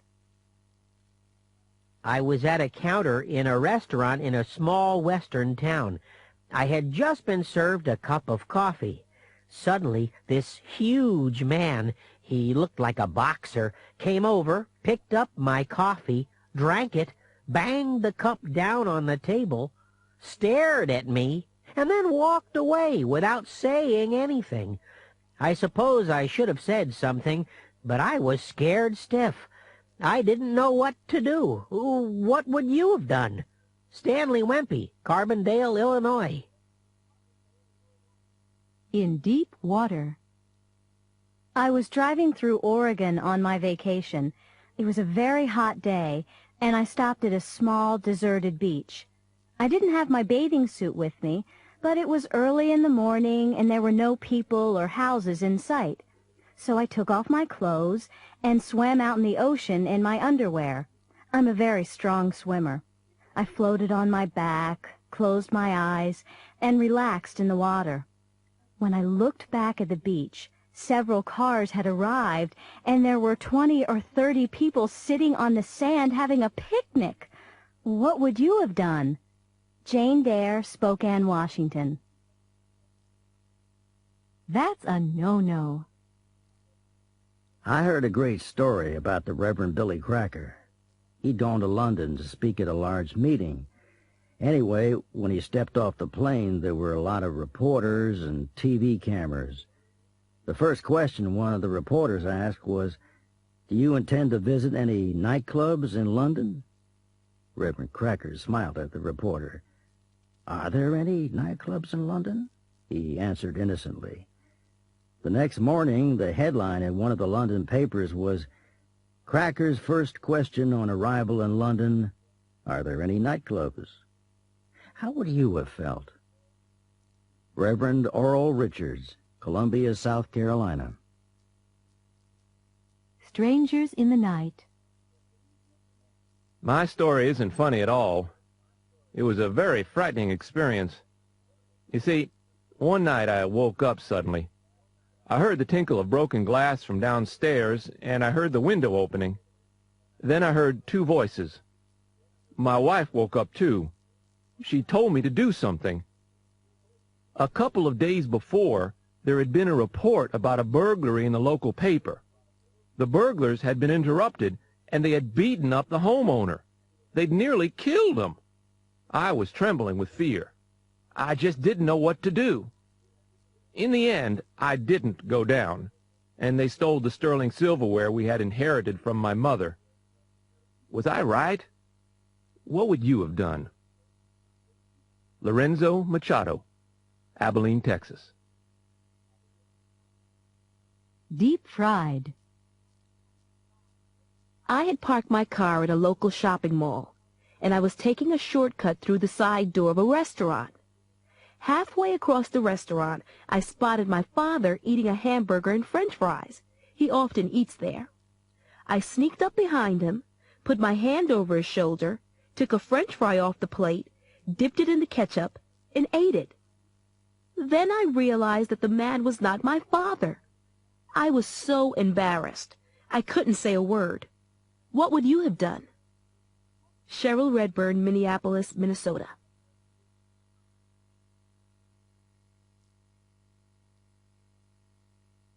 A bad day at the office. What was wrong this morning? Wrong? What do you mean? You walked straight past me. Really? Where? By that newsstand on First Street.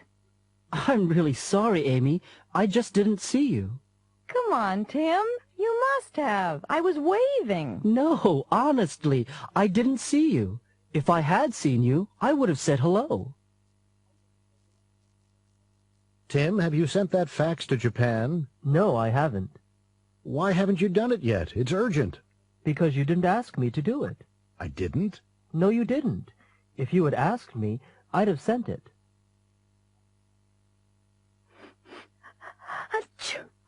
What's the matter, Debbie?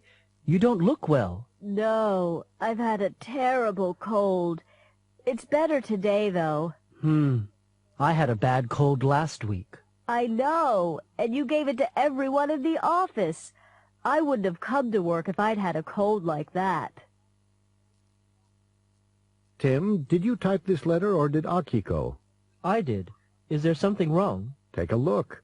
This should be $400,000. You typed $40,000. Oops. I'm really sorry. And the customer's name should be Snelling, not Smelling. Oh, no. Did I put that? If I hadn't noticed it, we could have lost the order. Hi, Tim. Did you have a good day today? No, not really. I'm glad it's over. Everything went wrong. Really? Yeah. I made a lot of mistakes in typing, then I forgot to send a fax, and Amy got upset because I ignored her on the street. Why was that? If I hadn't gone to bed late, it wouldn't have been such an awful day.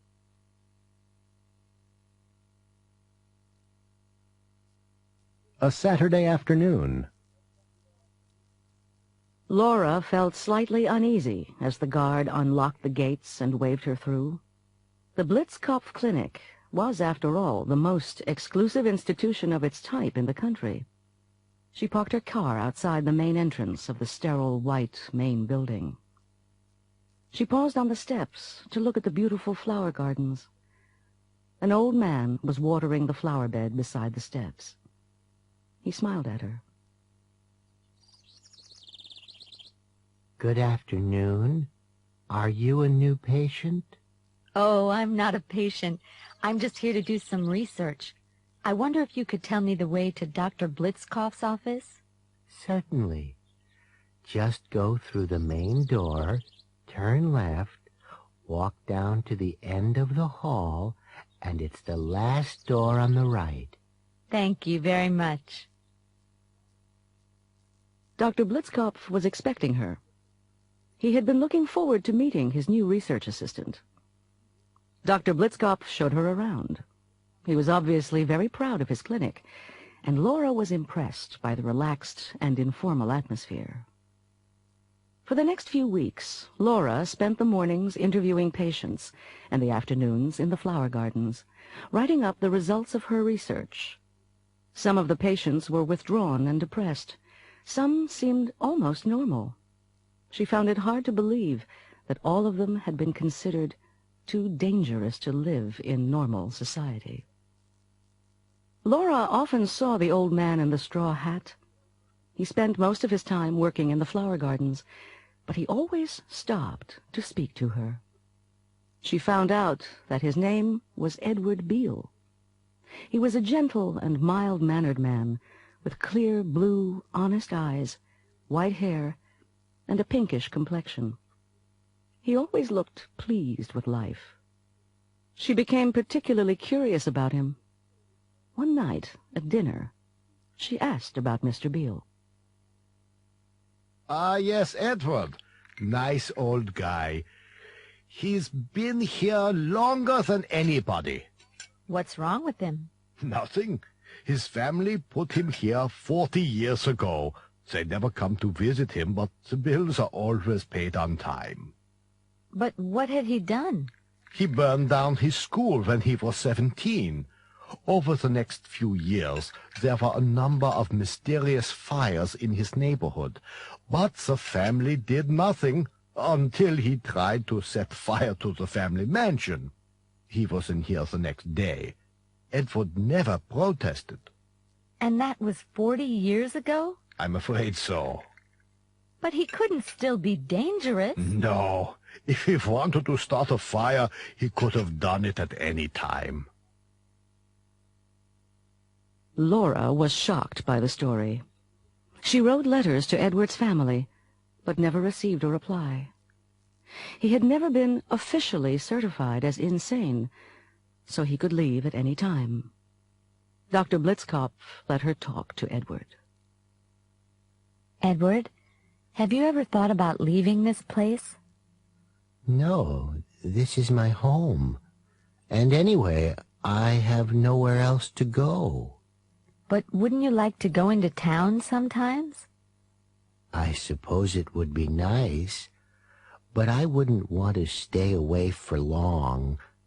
I've spent 40 years working on this garden. What would happen to it if I weren't here? Laura realized that it would be unkind to make him leave. But when she found out that the next Saturday was his birthday, she arranged with the staff to give him a party. They wanted it to be a surprise, and Dr. Blitzkopf agreed to let him go out for the afternoon. Edward left at 2 o'clock. He seemed quite excited. They expected him to return about 4 o'clock. The cook had made a birthday cake. Laura was standing in the window when she saw him. He was walking up the drive toward the house, whistling cheerfully. Behind him, above the trees, thick, black columns of smoke were beginning to rise slowly into the clear blue sky.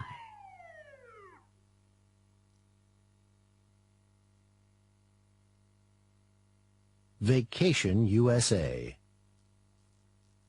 Marisol is Colombian and married to George Merrick, an American teaching in Colombia.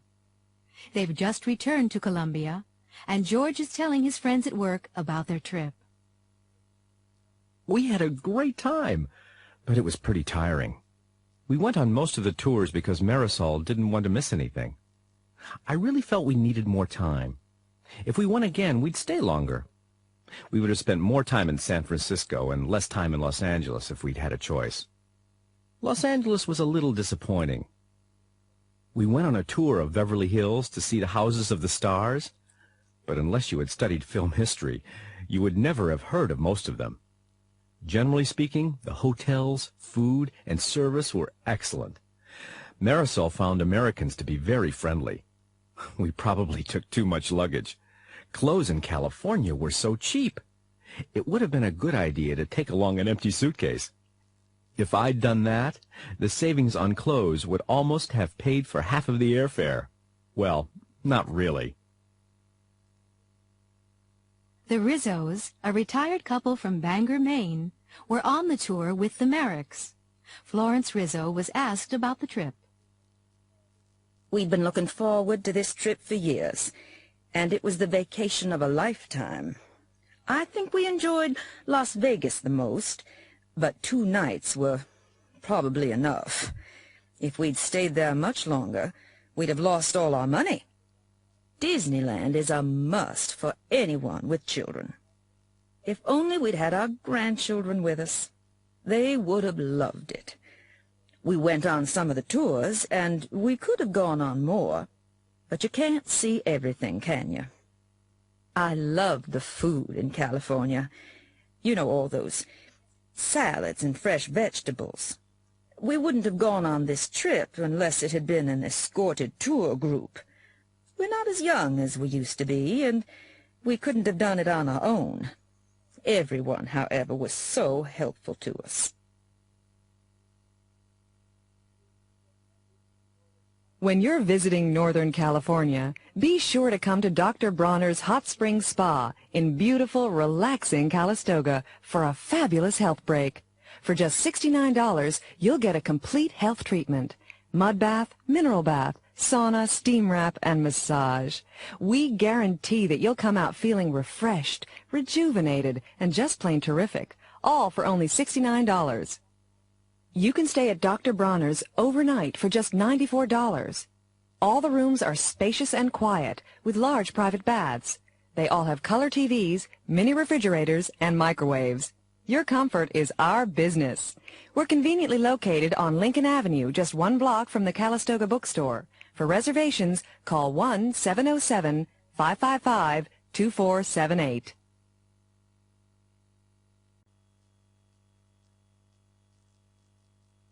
I wish. Yes? Your call from New York's on line 1. Paris has just come through on line 2. And there's a call from Tokyo on line 4. Ask them to call back tomorrow, Judy. Tell them I'm not here. It's too late. I wish I wasn't here. I've had enough today. But they're urgent. All of them. Do you know something, Judy? I wish I was at home now, in front of the television with a cup of hot chocolate. Look at that. It's pouring again. And I have to walk to the bus stop. Well, at least it's not snow. It's all right for Waspson. His limousine is downstairs waiting to take him home. Yeah, I wish I had a chauffeur-driven limousine. I wish I had a car. Any car. I'm going to get soaked tonight. Hi, Jane. Still here? Yes, I'm waiting to see Waspson. You don't usually work late. I wish I wasn't working this evening. There's a good game on TV. Oh, well, maybe he'll call you in soon. I hope he does. Haven't you left yet? No, I wish I had. I can't go until I've finished this report. Can't you do it tomorrow? I wish I could, but Waspson wants it tonight. How are you doing, Joe? Oh, hi, Shirley. I don't feel like working tonight. Neither do I. I hate this kind of work. Why do you do it then? I wish I didn't have to, but we need the money. My husband's out of work again. I know what you mean. I wish I'd learned how to type or something like that. We can all wish. I dropped out of school at 16. I wish I hadn't. But I never got good grades, and I hated it. Kids have it really easy in school nowadays. I wish we'd had more of a chance. I'd never have ended up cleaning offices. Come on, Shirley. Let's try to finish early and get out of here. Look at that, Sergeant. There are still lights on in the insurance company again. Yes, it looks nice and warm, doesn't it? I sometimes wish I worked there. You do? Really? Uh-huh. Sometimes. A nice office, a desk, lots of people around. It can't be bad. And the boss's limo outside. Still, you know what they say, the grass is always greener on the other side. I suppose you're right, Sarge. Hey, that limousine is in front of a fire hydrant. Oh, yeah. Give him a parking ticket, Lucy. He can afford it.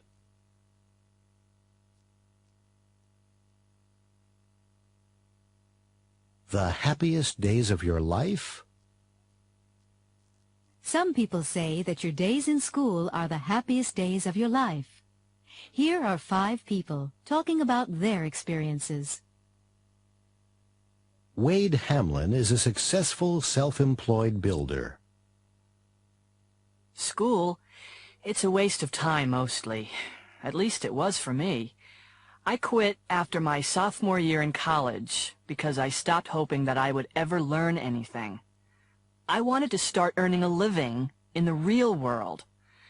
The biggest problem with school is the teachers.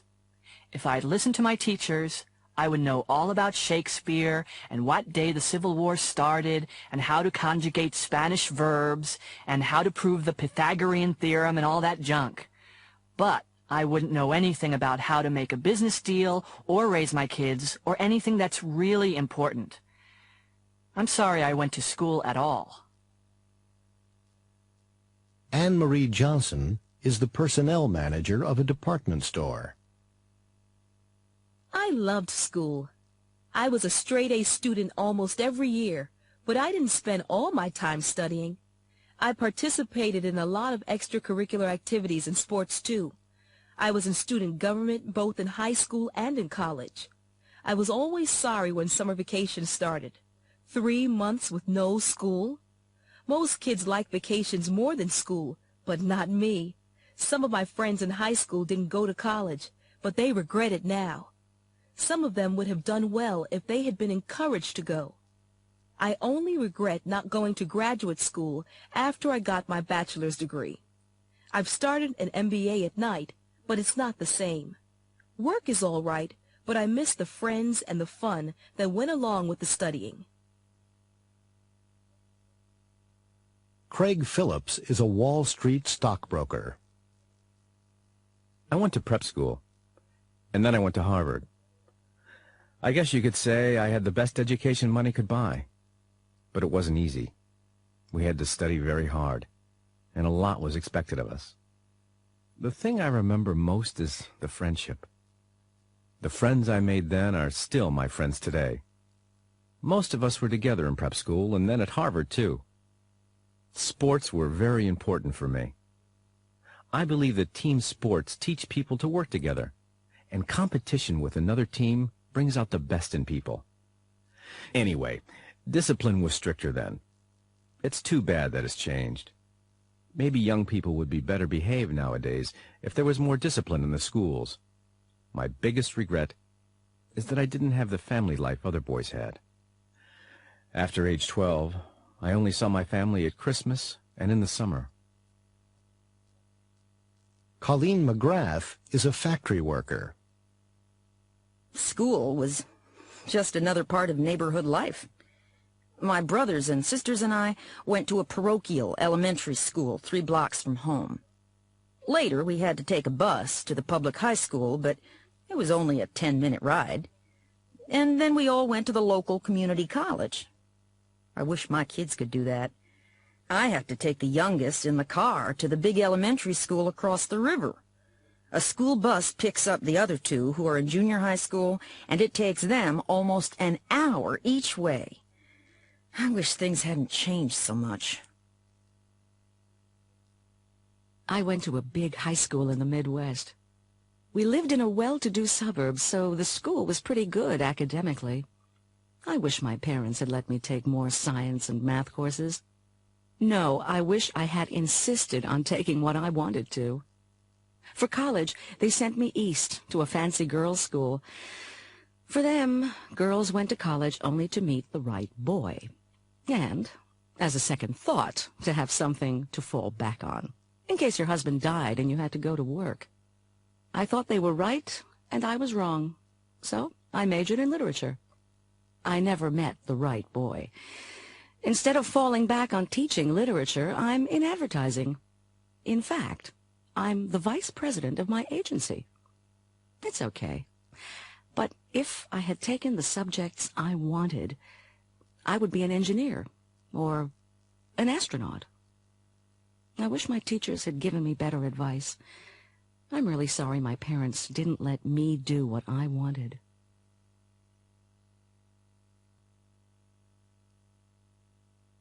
New Year's Eve. It's 10 minutes before midnight, and we're going over live to Times Square in New York City. There are 250,000 people out there, and they're all waiting to celebrate the new year. Adam Vasquez is going to talk to just a few of them. How are you doing, Adam? Great, Naomi, just great. As you can see, there's a real party atmosphere down here. I'm going to move through the crowd and talk to some of the people who have come here. Excuse me, can I speak to you for a moment, please? Sure. What are your names and where are you from? I'm Robin, and this is my boyfriend, Phil. We're from New Jersey. New Jersey, just across the river. Are you having a good time? Great time. No problems. We watched the ball drop on TV ever since we were kids. This is the first time we've actually come in person. It's great, really great. Do you work in New Jersey? Yeah, I'm a nurse. Okay, Robin, I want to ask you one question, just one. If you could have one wish for next year, what would you wish for? A serious wish or just kidding around? You choose. Okay. If I could have one wish, I'd wish for 3 more wishes. That's against the rules, Robin. Well, seriously, I'd wish for an end to famine and starvation everywhere. Great. Thanks, and a Happy New Year to both of you. Adam interviewed 4 more people. 1. Hi there. Hi! Aren't you that guy from TV? That's right. Yeah! You're Alan Vasquez. That's Adam Vasquez. Are you having a good time tonight? Yeah! What's your name? This is Tony King talking to you from Times Square. Hi, Mom! Hi, Dad! Where are you from, Tony? Boston. I'm a student here in New York. A student, huh? Well, you have one wish, Tony. What are you going to wish for? Good grades. That's my wish for next year. Good grades. Thanks, Tony. 2. Pardon me, ma'am. Can I ask you a few questions? Sure. Go right ahead. You're on network TV. Tell me about yourself. Well, my name's Susan Lee, and I live here in New York. I'm a teacher. I teach 2nd grade. Great. If you had one wish for next year, what would it be? Wow. Let me think. Something for the children. I just wish that all people could live together in peace and harmony. You know, no more racial prejudice and wars. That's great. Really great, Susan. 3. Excuse me. Me? Yes, you, sir. Can I ask you some questions? Okay. What's your name? My name is Peter. Peter Kowalski. Do you live here in New York? Yes, I do. I've been here for 3 years. I like it very much. Where do you come from? I am from Poland. I am working here as a cab driver. Are you enjoying New Year's Eve? Yes, it is very good. If you could make one wish, just one wish, what would you wish for? So many things. I wish I could travel back home this year and see my grandparents. I hope your wish comes true, Peter. Thank you. But first, I have to save my money. 4. Hi. Am I on TV? Hi. Yes, you are. What show is it? It's the Adam Vasquez Show. Do you watch it? Nah. I always watch David Letterman. I see. Do you want to give anyone a message? Wow. I just want to say hi to everyone at Bernard's Burger Bar in Washington, D.C., and a Happy New Year. Okay. While you're here, can I ask you some questions? Sure. So you're from Washington? That's right. I'm a waitress at Bernard's Burger Bar, and my name's Diane. Diane Kelly. Okay, Diane. We're going to let you make one wish. What would you wish for? This is really wild. I'd wish for an end to all the street crime. You know, the streets aren't safe anymore. Thank you. Okay, it's nearly 10 seconds to midnight and we're counting down. 10, 9, 8, 7, 6, 5, 4, 3, 2, Happy New Year!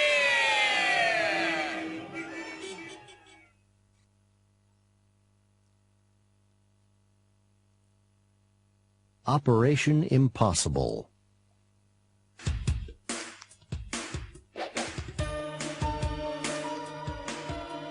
Now, 006, I want you to look at these pictures carefully. At last, we have the chance to break the biggest crime syndicate in the world. Smash. Look at the man on the right. He's the one we've been after for years. Who is he? We think he's the one that controls Smash. He's certainly the one that ordered the murder of 003, the one that planned the hijacking of the airplane full of world leaders, and the one that organized the biggest drug smuggling operation in the world. Do we know his name? Otto Krugerrand. Otto Krugerrand? And who's that standing behind him? Slow Job. He's the bodyguard who travels everywhere with Krugerrand, and the only person he trusts. He's an expert assassin. He's the one who fed 004 to the alligators. How charming. What about the woman? Don't you recognize her?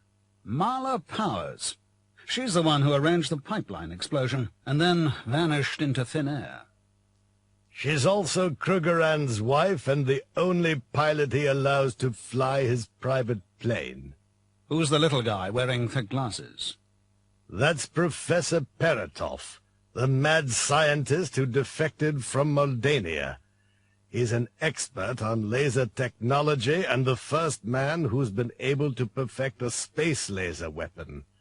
Krugerrand is planning to build a private space rocket which could put a satellite into orbit.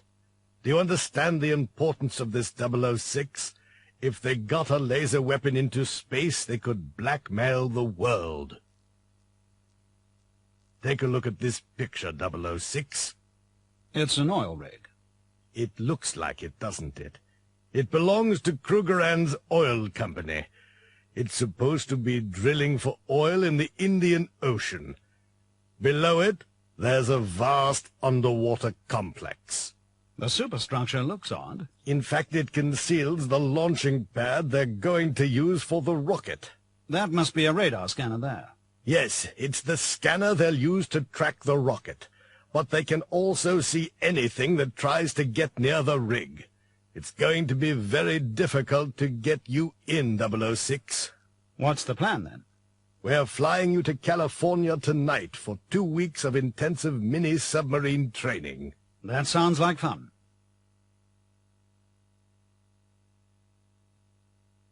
Operation accomplished.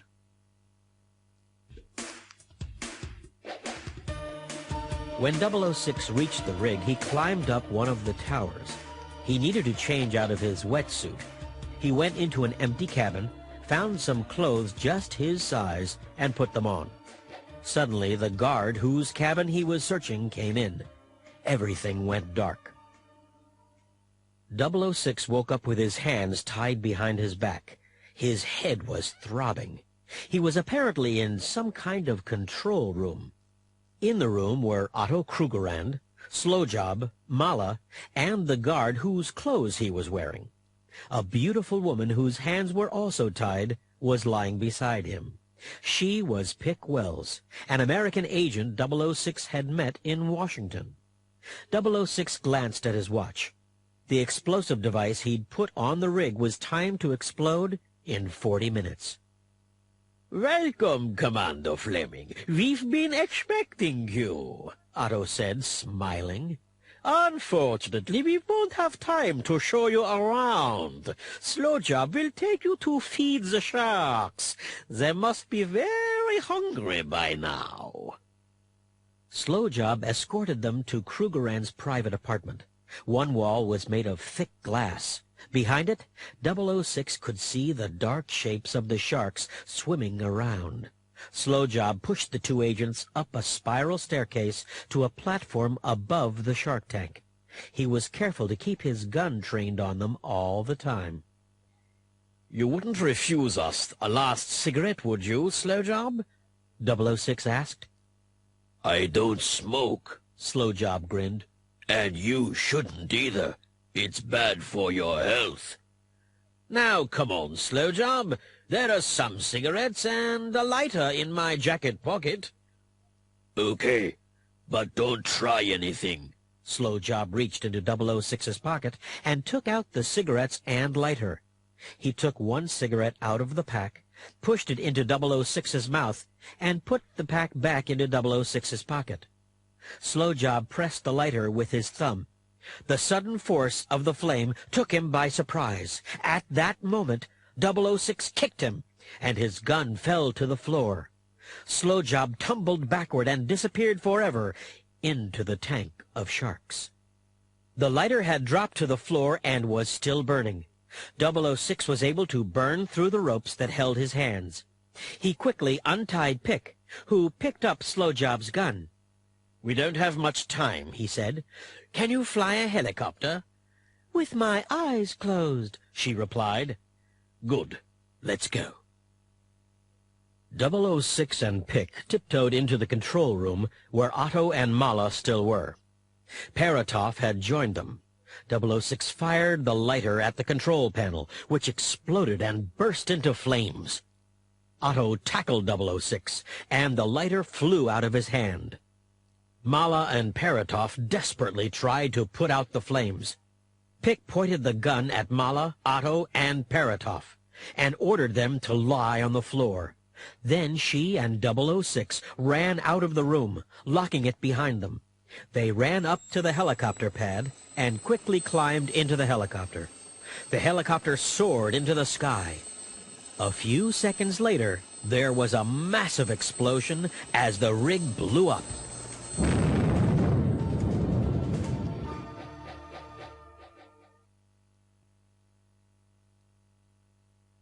Student Mastermind. Our next contestant is Vicky McLean, who is a student at Porchtown High School. Okay, Vicky, you have 2 minutes in which to answer as many questions as possible. If you do not know the answer, say pass. I will then go on to the next question. If you answer incorrectly, I will then give the correct answer. You will get 1 point for each correct answer. Are you ready? Yes. Can you name the President of the United States whose early career began as a radio sports announcer? Reagan. Ronald Reagan. Correct. What is an instrument that shows the direction of north? A compass? Exactly. What is the date when France celebrates their revolution of 1789? The 14th of July. Correct. What do we call a person who always expects the best to happen? An optimist. Correct. Can you tell me the language that was spoken in the Roman Empire? Italian? No, wrong. The correct answer is Latin. What kind of person do people visit when they want advice about their marriage? Pass. Who was the Egyptian queen whose beauty was famous throughout the world? Cleopatra. That's correct. What's the kind of school where very rich people send their children before college? Private school? Can you be more exact? No, I can't think of it. I'm afraid I can't give you that. We were looking for prep school or preparatory school. Now can you tell me? I've started, so I'll finish. Can you tell me the name of the French emperor whose final battle was at Waterloo? Napoleon Bonaparte. Correct. And at the end of that round, Vicky McLean has scored 6 points. You passed on 1. The kind of person people visit when they want advice about their marriage is a marriage counselor. Thank you. Can we have our next contestant, please?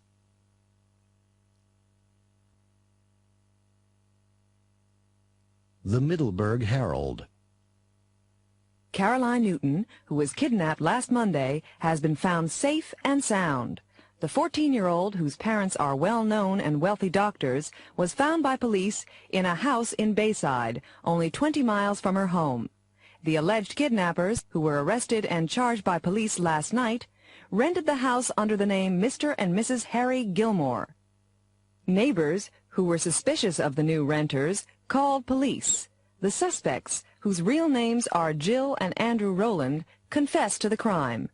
They had sent a note to the girls' parents demanding $1 million. The so-called wonder drug cure-all, which some doctors have been recommending as a painkiller, has been banned by the Federal Food and Drug Administration. After extensive clinical tests, which were first demanded by Ralph Rader, the drug has been found to produce alarming side effects in laboratory mice. The ban stated that while cure-all is certainly an effective painkiller, the drug speeds up the aging process, which leads to premature hair loss, stiffening of the joints, and loss of memory.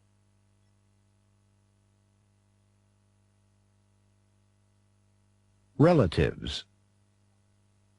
Marjorie and Felix Hernandez have just come back from a vacation in San Francisco. They are showing photographs of their trip to their friends and neighbors, the Winters. These are our friends. They picked us up at the airport. And that's the cable car. It runs on California Street. This is Marjorie's friend. We visited her. This is the car. We rented it for 2 weeks. The tour guide was very knowledgeable. She spoke 5 languages. And this is Bart. Bart connects San Francisco to Oakland. It's Oakland subway. You remember my Aunt Molly, don't you, Joe? You haven't seen her since you were about 10. Well, she's 86 this year. We visited her at her apartment in San Francisco. And this is our tour group. The tour was fun. The hotel booked it for us. We bought a beautiful bowl from a potter. His store was in the Japan Center, and we met a lot of nice people. We met 2 sisters from Detroit. Their parents live in San Francisco. And this was taken at the restaurant in the hotel. Kevin Costley was sitting at a table next to ours. We saw his movie last week.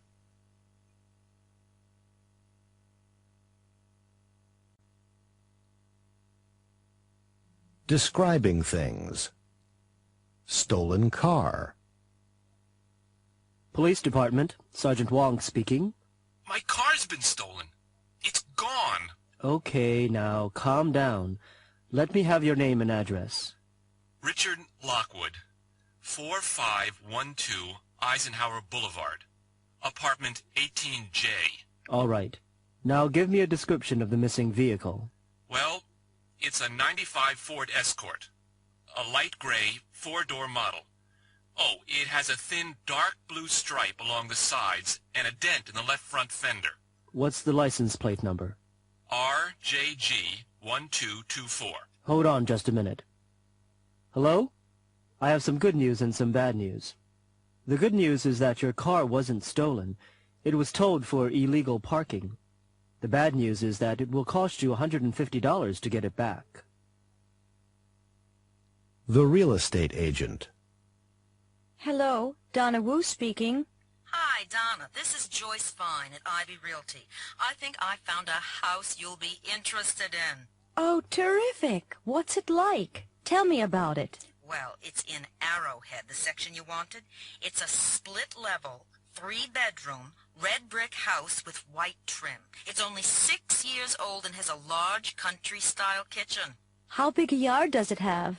It's a 1-acre lot with some nice-sized trees and a very pretty flower garden in back. When do you want to see it? Could we meet there tomorrow afternoon? It sounds perfect. Sure thing. Let's make it at 2 o'clock. Here's the address. Lost and found. Union Station Lost and Found Department. Can I help you? Hello. Yes, I hope so. I left my briefcase on the train this morning. I wonder if it has been turned in. Which train? Oh, the 840 from Concord. And what does your briefcase look like? Well, it's An average-size, rectangular, brown leather attaché case with brass locks? We have quite a few that fit that description. Did it have your name on it? No, not my name, but it has my initials by the handle, JFA. Hold on just a minute. Let me take a look.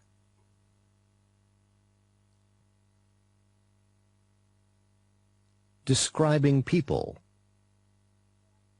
Donna. Well, she's really talkative and funny. She's about, well, in her late teens. She's pretty tall, with a really good figure. She has a kind of oval-shaped face and a turned-up nose. Very pretty in a way. She has long, wavy black hair and blue eyes with very long eyelashes. Her complexion is, well, she's olive-skinned. Her lips are very full, and she has dimples, the cutest little dimples in her cheeks.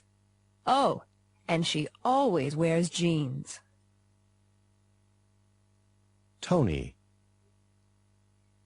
He's a really big guy, you know, well-built with very broad shoulders. Not fat at all, but solid. He's in his early 30s. He's dark-skinned, and he has a long face with thin lips. Oh, and a scar on his chin. He has dark curly hair, almost black, and wears it short but with long sideburns and a mustache. His eyes, I haven't really noticed the color. He wears glasses. Brown, I guess. He has thick eyebrows and kind of a long, straight nose. He's pretty reserved and quiet, sometimes even moody. Janet. She's very sophisticated, well-dressed, one of those expensive haircuts, you know. I'd say she was in her late 30s or early 40s, but she looks younger. She's about average height and very slim. Her hair's very blonde, dyed, I think, but I'm not sure. It's always very neat, not long. She has light gray eyes with thin eyebrows. Her face is always suntanned and very well made up. It's an attractive face. Not really beautiful, but attractive, handsome, if you know what I mean. High cheekbones, small chin. Oh, and there's a beauty mark on her left cheek. She's a very confident and reliable sort of person, very sociable, and always very, very polite. Bob. Bob's a terrific person. He's elderly, but not really old, cheerful and friendly and funny. He's probably in his early 70s. He has white hair, receding a little, and a small white beard. He's of medium build, a little bit overweight maybe. He has nice big brown eyes, and he always seems to be smiling. Lots of wrinkles around the eyes, but they're smile lines, not frown lines. He has a very high, lined forehead that makes him look very intelligent, which he is, of course.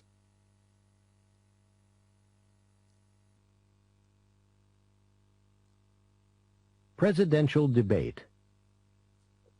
A few minutes before the presidential debate.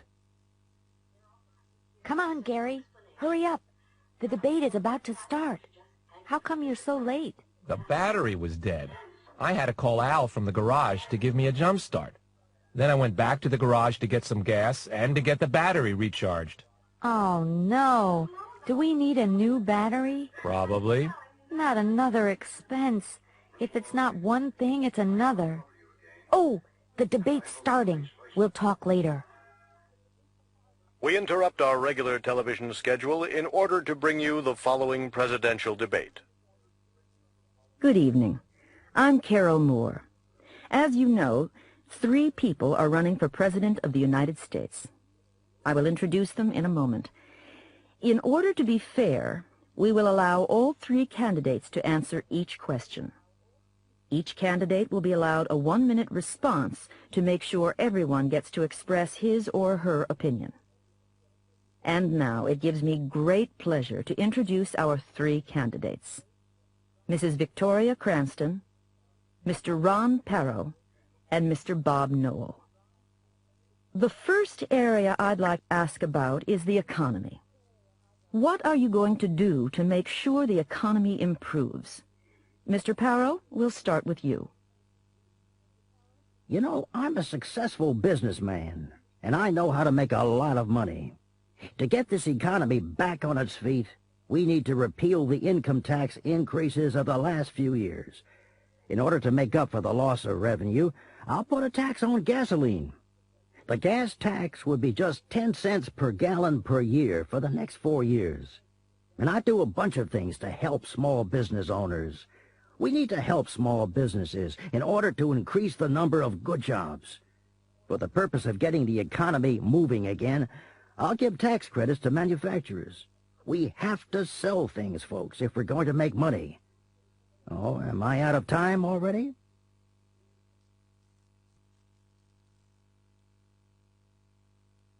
Do-it-yourself.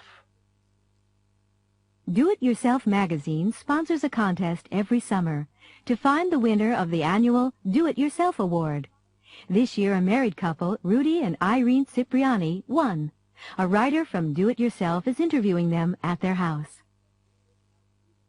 Well, I'm very impressed by all the work you've done on your house. How long have you been working on it? We became interested in do-it-yourself several years ago. Our son Paul was in an accident and lost the use of his legs. He's in a wheelchair. We had to make changes so that he could move around the house. There was no way we could afford to pay to have it done. We had to learn to do it ourselves. How did you go about learning? I decided to go to a vocational school at night so that I could learn cabinet making and electrical wiring. Later, Irene went so that she could study plumbing and general carpentry, too. Tell me about the kind of changes you made to the house. You know, you never realize the problems disabled people have until it affects your own family. Nowadays, most public buildings have ramps so that people in wheelchairs can get in, and buses have lifts so that people with disabilities can get on and off. But just imagine the problems Paul would have in your house. We needed wide halls so that he could move from one room to another, and we needed a big bathroom so that he could be as independent as possible. We had to change a lot. Where did you start? The electrical system. Rudy completely rewired the house so that Paul could turn on and off the lights and plug in appliances. We had to redo the whole house so that Paul could reach things and do what he wanted. What are you working on now? We've just finished redoing the kitchen so that Paul can do a little cooking. Now we're converting the garage into a workshop so that he can make some money fixing appliances. How do you plan to spend the $50,000 prize? We're hoping to start our own construction business so that we can do conversions for people with disabilities.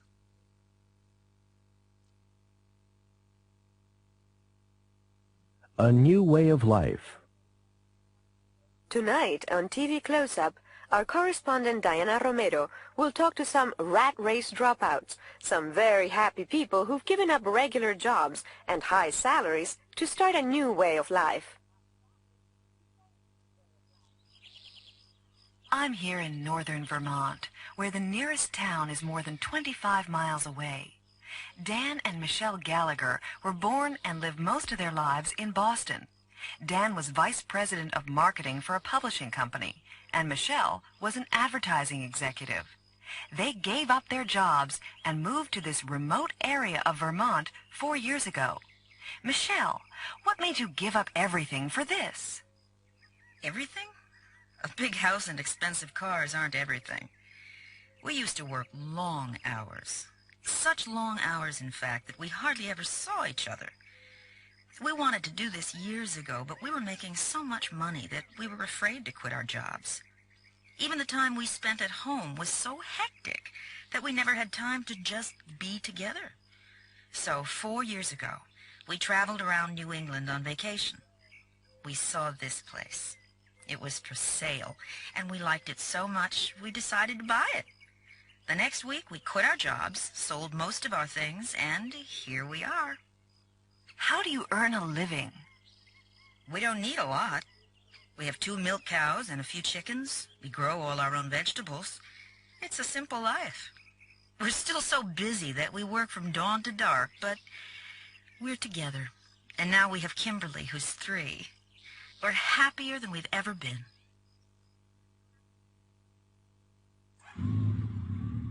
The motorcycle I'm sitting on is a very special one. Special because it's been all the way around the world. It belongs to Luke Musto, who has just come back here to Detroit after a 3-year motorcycle trip. Luke, what led you to quit your job and make this trip? I worked in a car factory on the assembly line. I made good money, but it was really monotonous. It was so routine that I never had to think. My job is done by a robot now. Big surprise. Anyway, I bought this bike secondhand, put 2 packs on the back, and got myself on a freighter to Europe. What did you do for money? I had a little money saved up, but of course it didn't last long. I had to find work where I could. I did a lot of different things. Picked fruit, washed dishes, worked as a mechanic. How did people react to you? Everywhere I went, people were so friendly that I always felt right at home. There was such a tremendous amount of interest in the bike that it was easy to start a conversation. Usually you can communicate without knowing the language. Did you ever feel like giving up and coming home? Only once, in Bangladesh. I got so sick from something I ate that I had to go to a hospital. But it didn't last long. You've had such an exciting time that you'll find it hard to settle down in Detroit, won't you? I'm not going to. Next week I'm leaving again, but this time I'm heading south, to Tierra del Fuego. See you when I get back.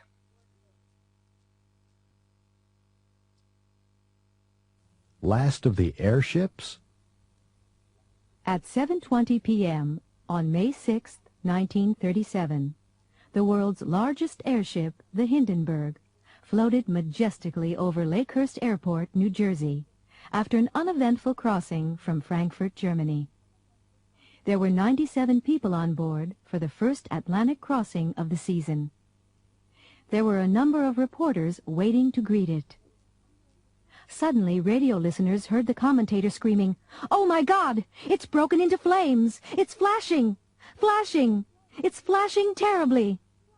32 seconds later, the airship had disintegrated, and 35 people were dead.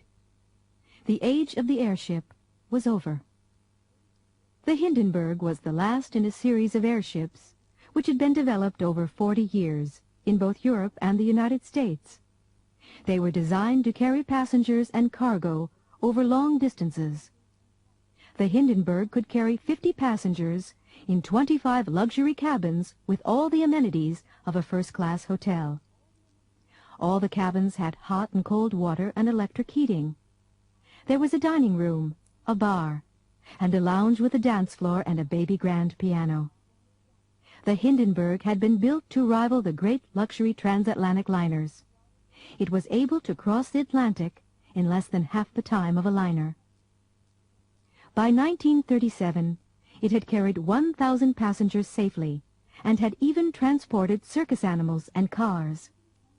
Its sister ship, the Graf Zeppelin, had flown over 1 million miles, 1.6 million kilometers, and had carried 13,100 passengers without incident.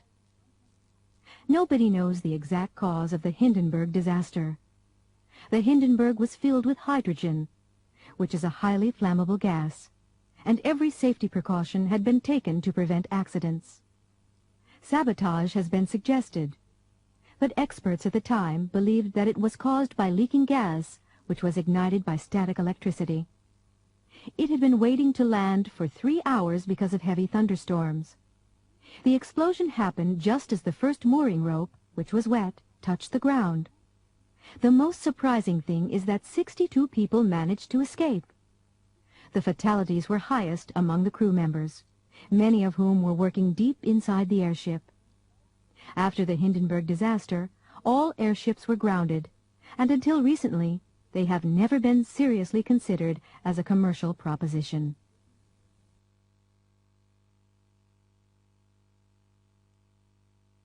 The Washington, D.C. Metro. Traveling on the Washington Metro presents few difficulties for visitors because of the clear, color-coded map. At the bottom of the map, you will find fare and travel time information. You buy your fare card at one of the yellow vending machines. You can use nickels, dimes, quarters, $1, $5, $10, and $20 bills, and the machine will give you change.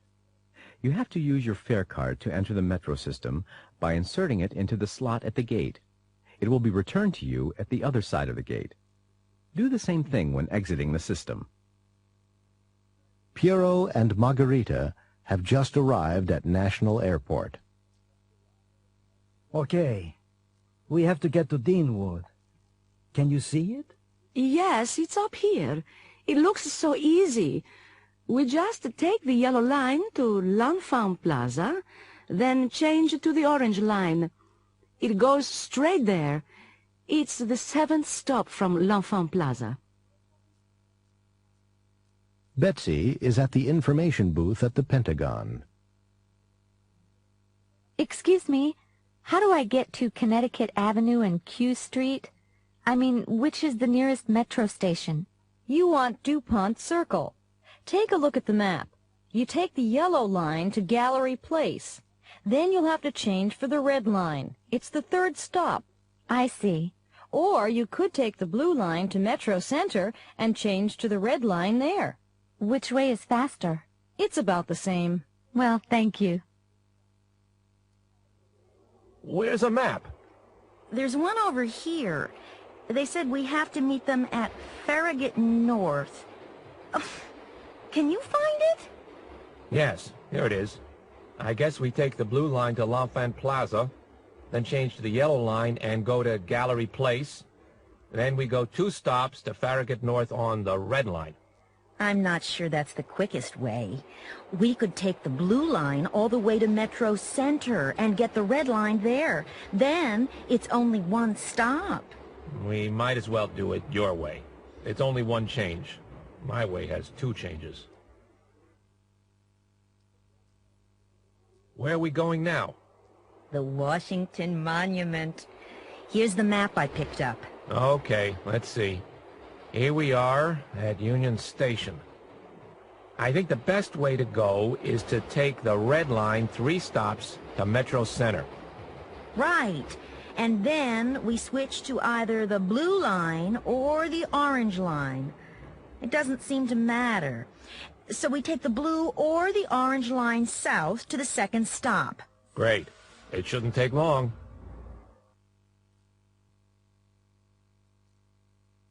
The 6 o'clock news.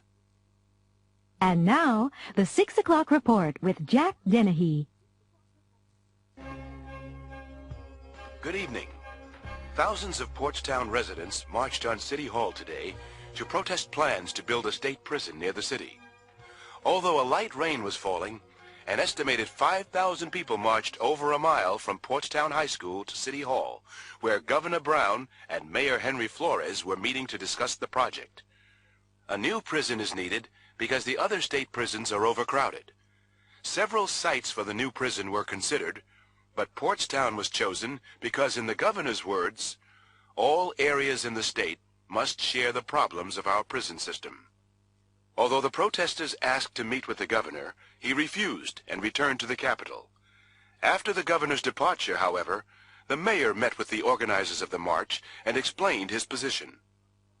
4 entire city blocks were evacuated this afternoon in Oceanside because of a gas explosion. The explosion occurred at 1:20 p.m. in a deserted building on 2nd Street. Fire department officials believe that the explosion was due to leaking gas. The building had been empty for several months, and they suspect that a gas main had cracked because of vibrations from work being carried out by the city on the street.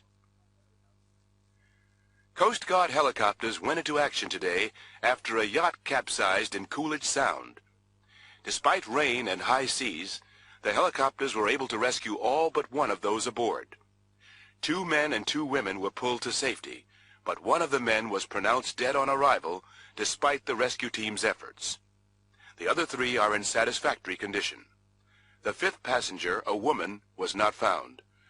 Although the Coast Guard continues its search, she is presumed drowned. The Coast Guard had issued a small craft warning this morning, but the yacht set out from the Newgate Marina in spite of the warnings.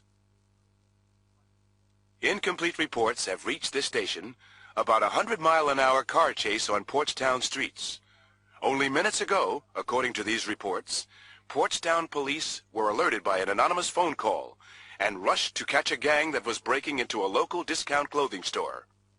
However, the gang of young males escaped in a late model car that allegedly had been stolen 2 days ago in Harbor City. The gang was armed and fired several times at the police cars behind them. Nevertheless, the police were able to run the gang's car off the road and arrest all the members with no injuries on either side. Now to sports. Portstown High School Stadium was filled last night when the Portstown Pirates played their traditional rivals, the Harbor City Raiders. Pirate quarterback Tony Rizzuto scored 2 touchdowns in the first half. Although the Raiders didn't score at all in the first half, they went on to win with 2 touchdowns and a field goal in the second half. In spite of the Pirates' good showing in the first half, they couldn't seem to do anything right in the second. The final score? Raiders 17, Pirates 14.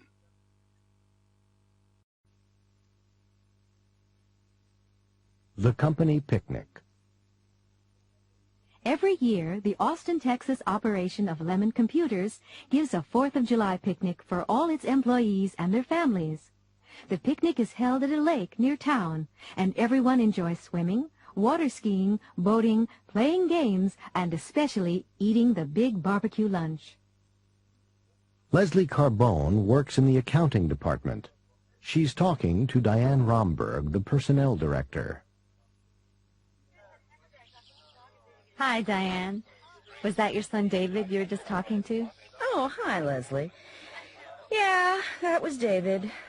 I don't know what to do with him. He never wants to play with the other kids. He certainly has grown since last year. Yeah, he's much taller than most kids his age. Oh, well. How do you like the picnic? Are you having a good time? Oh, yes. Great. I wanted to ask you about that job in the New York office. It's definitely opening up. Are you still interested in it? I might be. I really don't know what to do. I'm really happy here in Austin, but it would be nice to be in New York. My family lives in New Jersey. Maybe I'll apply for it. Why not? Drop by my office next week, and I'll tell you what I can about it. Of course, you have to decide what you want. Jackie Polito is in charge of the marketing department. She's just seen Bart Connors, who works in the advertising department. Jackie, I see you're back from your trip. Yes, I got in last night. How did it go? Fabulous. What I saw over there really surprised me. I think there'll be a lot of demand for our new C2L personal computer.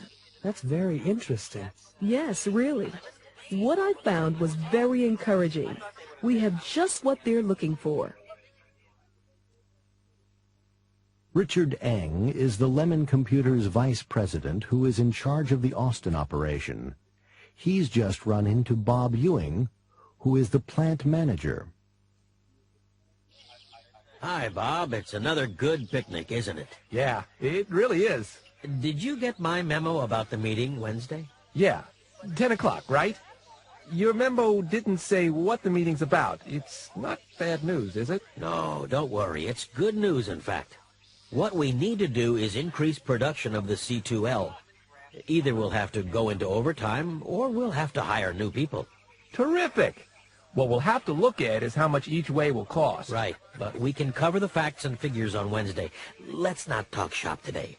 That's not what we're here for. You're right. Have you tried the barbecued ribs?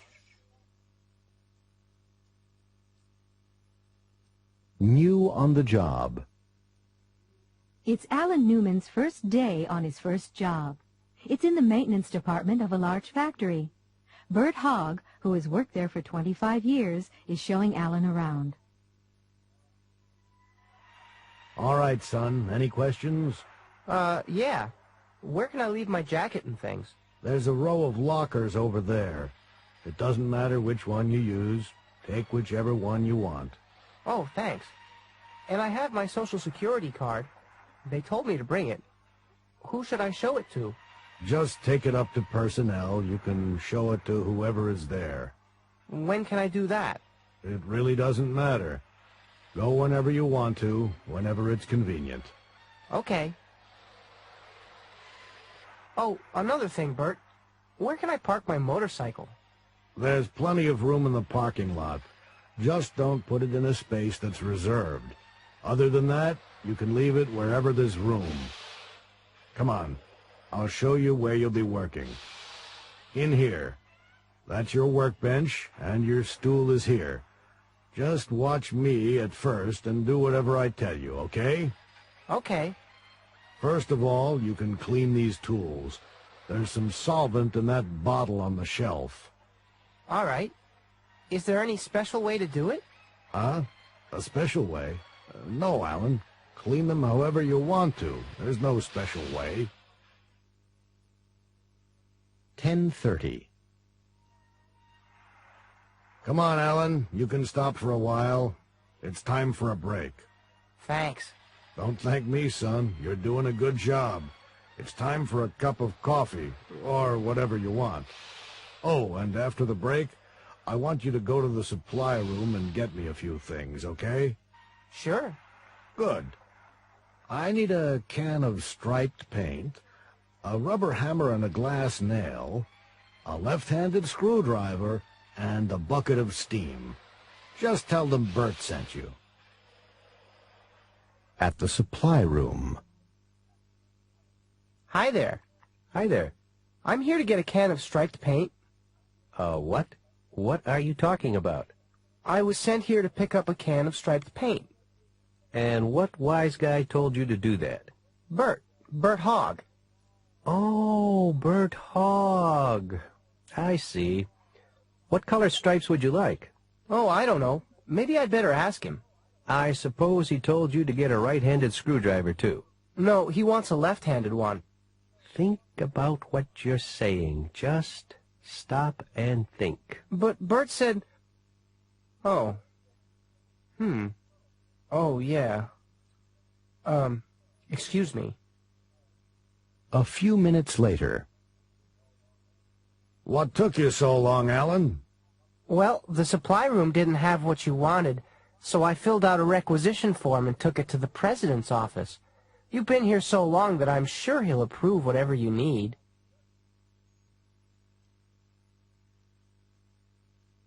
Visual gossip. And now, it's time for the Stargaze Minute with your host, Cindy Barrett. Hi, everyone. I'm Cindy Barrett, and have I got news for you. This exclusive just in. The 37-year-old Duchess of Lichtenberg is planning a secret wedding in Monte Carlo in June. But you'll never guess who she's marrying. Her limo driver. I guess the multimillionaire got tired of the single life, or it got tired of her. Hugely successful thriller writer Michael Brighton is getting a divorce from his wife of 21 years. She must not fit in with his new Beverly Hills mansion, his sports cars, or his late-night lifestyle. Beautiful and talented Julia Robbins will star as an American tourist on vacation in Europe. The 18-year-old actress will be getting a cool $10 million for her role. This will certainly help pay her legal fees from her messy court case against her former employer, World Studios. Is handsome, Oscar-winning Keith Southern, who just broke off his engagement to supermodel Kate Roth, dating someone new? Friends of the 30-year-old Keith say no, but we've all seen the pictures of his romantic candlelit dinner with yet another super beautiful supermodel, Corinne Collins. I'm sure we'll hear more about this couple. Talented, wealthy singer Niles Lovett, who just got a divorce from his wife of 15 years, is going to be an actor. Sources say that the country and western superstar will play the lead role in the movie Country Living. And finally, sexy 35-year-old senator from Nebraska, Jenny Do-Right, has been dancing the night away at all the hottest Washington and New York night spots, while her husband stays home with the twins. The mother of two, famous as the first woman to walk in space in a stylish jumpsuit, is the youngest female senator in history. That's all for now. More star news tomorrow. Back to you, Peter.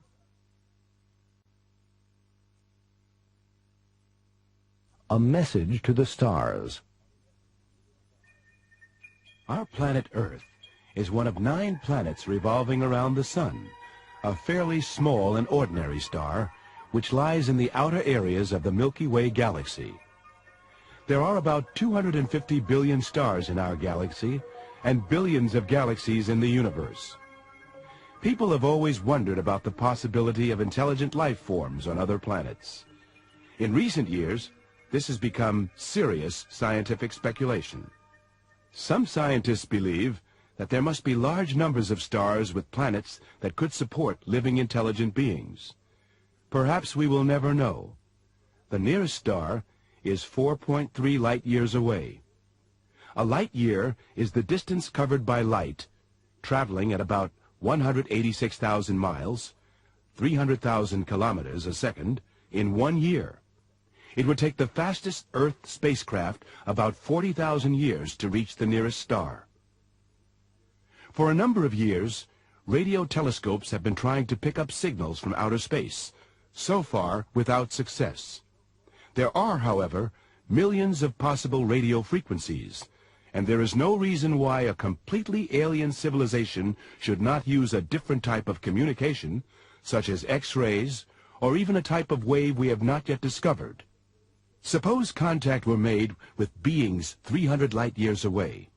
By the time we had sent our reply and received their response, the Earth would be 600 years older.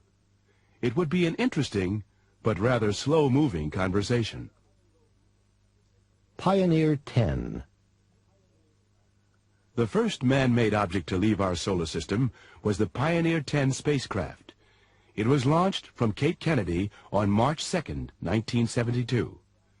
It was designed to pass close to the planet Jupiter. In 1983, it left the outer limits of the planetary system. A gold plaque, 6 inches by 9 inches, 15.2 centimeters by 22.9 centimeters, was placed on the spacecraft. On the plaque is a diagram showing the solar system and its location in the galaxy. There is also a drawing of a man and a woman standing in front of a picture of the spacecraft. The man's right hand is raised in a gesture of friendship. It is unlikely, however, that the plaque will ever be seen again. If it were found by an alien civilization, it seems improbable that they would be able to interpret it. The Voyager mission. Every 175 years, the large outer planets, Jupiter, Saturn, Uranus, and Neptune, are in such a position that a spacecraft from Earth can fly past all of them. The 2 Voyager spacecrafts were launched in 1977 to photograph and investigate these planets. Voyager 1 reached Jupiter in February 1979 and Saturn in November 1980. It sent back dramatic pictures of the rings of Saturn and discovered previously unknown moons. It then left the solar system. Voyager 2 reached Jupiter in July 1979, Saturn in August 1981, Uranus in January 1986, and Neptune in August 1989, before leaving the solar system to travel silently through space. Its next stop, no one knows. As well as a pictorial plaque, Voyager 2 carries a gold-sprayed disc. The disc contains greetings in 60 languages, 140 photographs, and 1.5 hours of music and songs ranging in style from Beethoven and Mozart to the Beatles and Chuck Berry.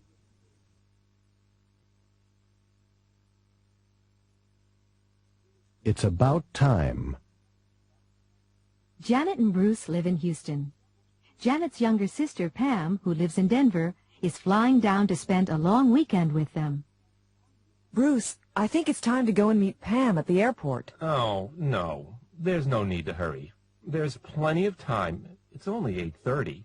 There won't be much traffic at this time of night. You never know, and I think your watch must be slow. I have 8:40. I'd rather be too early than too late. It'll take her a while to get her luggage. Oh, come on, Bruce. It's time we were leaving. We can always have some coffee at the airport. I'd rather see the end of the basketball game, but never mind, we'd better go. Janet, wait a minute. The phone's ringing. Hello? Oh, Pam. Where are you? I'm still in Denver. The flight's been delayed. You caught us just in time. Oh, good. The plane won't be leaving for another hour at least. Look, don't bother to come out to the airport. It's no trouble. We'll meet you. No, I'd really rather you didn't. Honestly. Now, don't be silly, Pam. We'll pick you up. No, Janet, I'd rather get a taxi. We'll be there, Pam. See you later. Oh, Bruce, there she is. It's about time. Janet! Bruce! It's wonderful to see you, but I'm really embarrassed. It's almost 12:30. Well, we couldn't let you find your own way. Not at this time of night. Do we have to wait for the luggage, or is that all you have? No, this is it. I didn't check anything. Great. It always takes forever at this airport. I know. It's about time they did something about it. I'll go and get the car. I won't be long. Well, Pam, what would you rather do tomorrow morning? Sleep in or go shopping? You mean this morning? I'd rather go shopping, but there's no need for you to come with me. I'd rather you slept in. You must be exhausted. Besides, it isn't as if this were my first visit to Houston.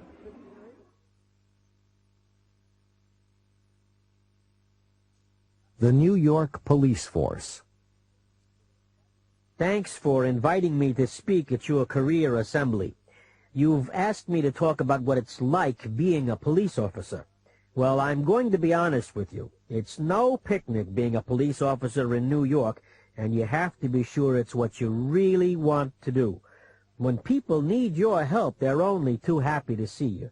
But show up when they don't want you, and what you can get called isn't fit to print. You arrive for work and have no idea what the day will bring. A traffic accident or a murder, an armed robbery or a false alarm, a request for directions or a drug overdose. I get asked about treatment for sick canaries, Social Security payments, politics, and prison visits. I have to deal with family conflicts. I get anonymous threatening letters and phone calls, and a lot of times I recognize who they're from. I rarely complete a holiday shift, especially Christmas, without having to report a suicide, usually caused by loneliness. Every day there are drunks, fights, bodies, demonstrations, the brutal and the brave, the villains and the victims, the haters and the lovers, and the just plain indifferent. It isn't easy. What kind of person measures up to such a job? Any one of you. There's no minimum height requirement. You can be tall or short. But regardless of your height, you're obviously no good if you don't have the stature for the job. This means having concern for people, a real sense of fair play, and common sense. And if you don't have a sense of humor, forget it. These qualities are more important than qualifications, although you need some of those too. You have to be a high school graduate and at least 20 years old to get into the police academy. And those exams are tough. First, you have to pass a written exam. If you make it through that, you have to take a physical exam, and you'd better be in good shape. If you pass that, you go to the police academy for 6 months. Now, the pay starts at about $26,000 a year, and believe me, you'll earn every penny of it. You'll have to put up with lonely hours on the night shift, and you'll probably work every Christmas. But the rewards you can get for doing a good job will more than compensate for the low pay. If I haven't dimmed your enthusiasm and you're still interested, you can do 2 things. First, read a few books written by ex-cops. They'll tell you plenty. And also, get in touch with the Department of Personnel, 55 Thomas Street, New York, New York. Or call them at 212-566-8790. They'll tell you when the next exam is being given. Thanks a lot, and good luck.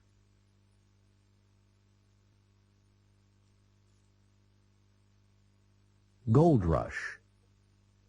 California. In 1848, gold was discovered at Sutter's Mill, about 100 miles east of San Francisco, and the first great gold rush began. Within a year, 100,000 people, only 8,000 of whom were women, had reached the coast of California. More than half of them had traveled overland across the American continent. Gold fever began to spread. Homes, farms, and stores were abandoned as everybody raced for California. Many came by sea, and in July 1850, more than 500 ships were anchored in San Francisco Bay, many of which had been deserted by gold-hungry sailors. A few people became fabulously rich, but it was a risky business. Law and order broke down. Even if a miner struck it rich, there were always those who would try to take it away. Gamblers, outlaws, thieves, and saloon keepers. Australia. The next major gold rush occurred in 1851, when gold was struck in New South Wales, Australia. This led to another stampede, and many rich finds were made. Other discoveries were made in Victoria and Kalgoorlie, Western Australia. In some places, massive nuggets of gold were found accidentally, just lying on the ground. The Welcome Stranger nugget, which was found in 1869, weighed almost 173 pounds, 78.47 kilos. The Yukon. Perhaps the most difficult conditions were experienced by those prospectors who braved the Canadian winters to win gold from the Yukon and Klondike rivers. On August 16, 1896, 3 prospectors struck gold in Bonanza Creek, a tributary of the Klondike River, and then in a second creek which was named El Dorado. In the Yukon, gold was obtained by washing gravel from riverbeds, and soon as much as $800 worth of gold was being taken from a single pay of dirt. Within a year, Dawson had grown from nothing to a town of 30,000 people. Everybody who entered the country had to carry a year's supply of food and mining equipment over steep and frozen mountain passes. Horses and donkeys died in the ice and snow, but the people kept on going. It is estimated that of the 100,000 people who set out for the Klondike, fewer than 40,000 actually arrived. Only 4,000 ever found gold, and very few of these became rich. South Africa. By the turn of the century, gold had been found in South Africa, and this laid the foundation for the world's largest gold mining industry. Today, South Africa accounts for 70% of world gold production. Vast sums of money are being invested, and modern mining technology is being used to squeeze gold from the rock. 20th century gold rush. New finds are being made in the former Soviet Union, Saudi Arabia, and the United States. The largest single mine in the world was discovered in Uzbekistan, then a Soviet republic, in 1958. However, in spite of recent finds, modern-day gold rushes are usually confined to speculation on the gold markets of Zurich, London, and New York. At times of economic uncertainty, investors rush hysterically to buy gold, and the price soars, often only to fall back again. Gold fever is in many ways irrational, but historically gold has always held its value, and it is likely that in an uncertain world it will continue to do so. The circus is coming. Good morning. This is What's New, Portstown, Delaware's favorite radio talk show. I'm your host, John Barca. In the studio with me is Sandy Farnham, the daughter of famous circus owner T.P. Farnham. Sandy, the circus will be here in Portstown for 2 weeks. That's right, isn't it? Yes, that's right, John. We open tomorrow for 2 weeks. Has the circus arrived yet, Sandy? No, not yet. It's on the road somewhere between New Jersey and here. I suppose there's a lot to be done between now and the first show. Yes, I've already been here for 3 days. There were all the advance arrangements to be made. It's like preparing for a small invasion, I guess you could say. What do you mean? Well, there are so many things to be done, you know. There are posters to be put up, newspaper ads to be arranged, local workers to be hired. It goes on and on. When will the circus actually arrive? In the next hour or two. The first truck should be arriving any minute now, and then the hard work really begins. Most people love the circus, but not many realize how much work there is, do they? That's right. We'll be working all day and most of the night. It's a lot like moving a small army, but I'm keeping my fingers crossed. By tomorrow morning, everything will have been set up in time for the afternoon performance. But first, there's the big parade down Main Street at 11:30. Don't forget to come out and see us. Thank you, Sandy, for coming in to talk to us. Now, don't forget, folks, the big circus parade will start from the pier at 11:30, go along Main Street past the high school, and end in Lincoln Park. Farnham Circus will be in town for 2 weeks, until August 28th. Now, for our next guest, we have a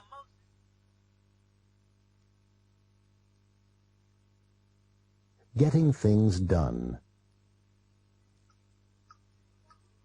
Tim, that bathroom faucet is still dripping.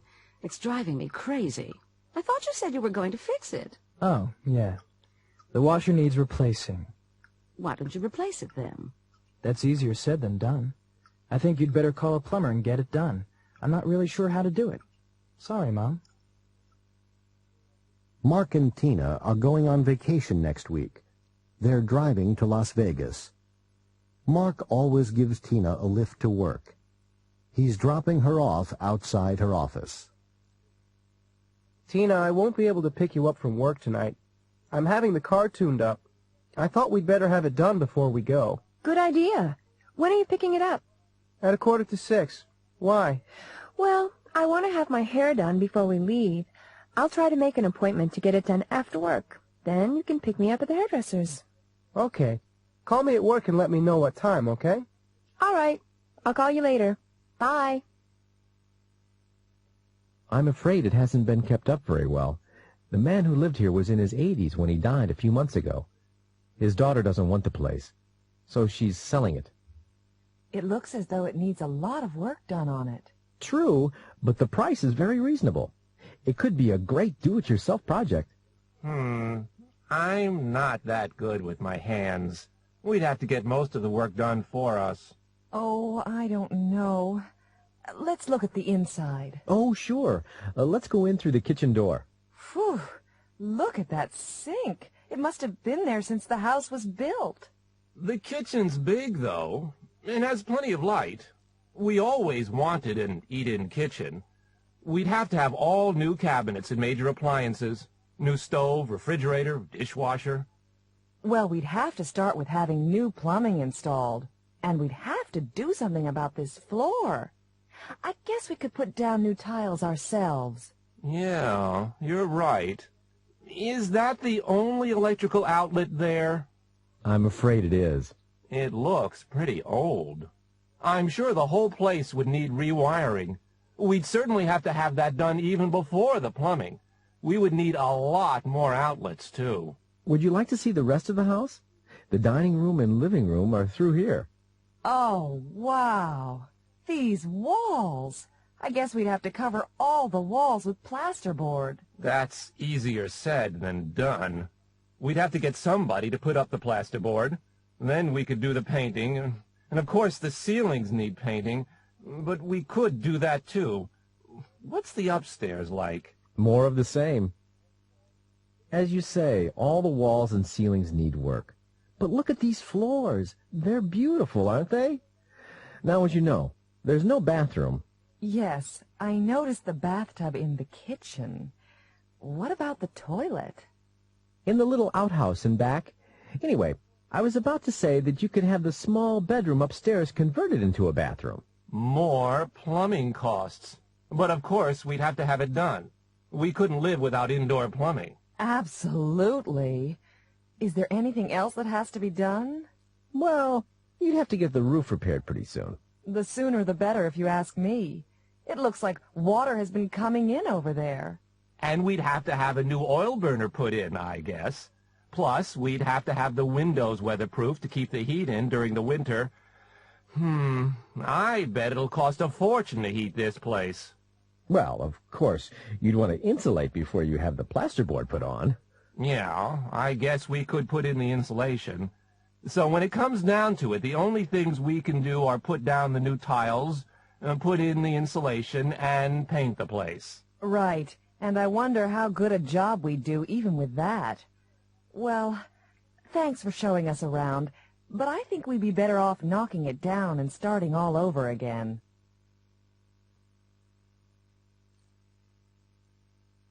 Getting in shape. Here are instructions for 2 fitness exercises. Warm-up exercise. Stand with feet apart and arms out at shoulder level. Bend forward, twisting the torso at the same time to touch the right hand to the left foot. Stand upright again with arms out. Then bend forward and twist, touching the left hand to the right foot. Repeat 10 times on each side the first day, gradually increasing to 20 repetitions on each side. Twisting sit-ups. Lie on your back with legs bent at the knees. You can put your feet under a chair or have someone hold your feet down. Place hands behind head. Raise your head and shoulders about 30 degrees, but keep your lower back on the floor or mat. Twist your torso at the same time to bring your right elbow over your left thigh. Then repeat, this time bringing your left elbow over your right thigh. Repeat 5 times on each side.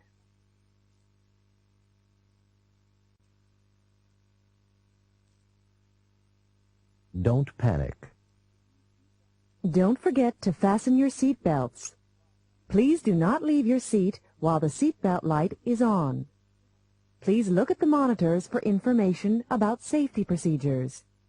For further information, please consult the card in the seat pocket in front of you. May we remind passengers that smoking is prohibited on this flight. Smoking in the lavatories or tampering with the smoke detectors is a federal offense. Would you like to see the cockpit? I'll bring you a blanket in a minute. I'm afraid that we've run out of chicken dinners. Here's the headset. Let me help you. We're going through some turbulence. Please keep your seatbelts fastened. We're going to make an emergency landing. Follow instructions. Don't panic. Leave your things and proceed directly to the emergency exits. Come on, you can make it. Just slide down the chute. I'll have to push you.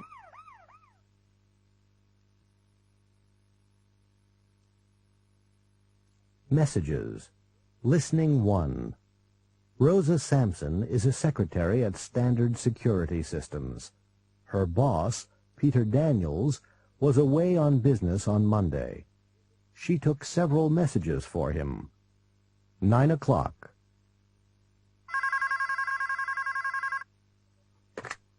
Good morning, Peter Daniels' office. Hi, Rosa. It's Judy. Could you give Peter a message, please? I won't be in until Friday. I have the flu. I saw the doctor this morning. Okay, Judy. I'll give him the message. I hope you feel better soon. 11:40.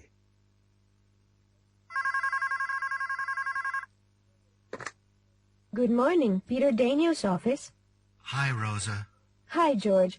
What can I do for you? Peter isn't there, is he?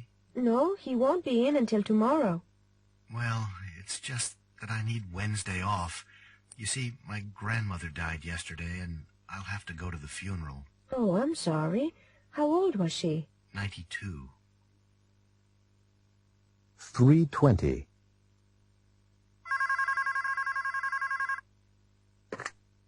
Peter Daniels' office. May I help you? May I speak to Mr. Daniels, please? I'm sorry. He's out of the office today. He'll be back tomorrow. May I take a message?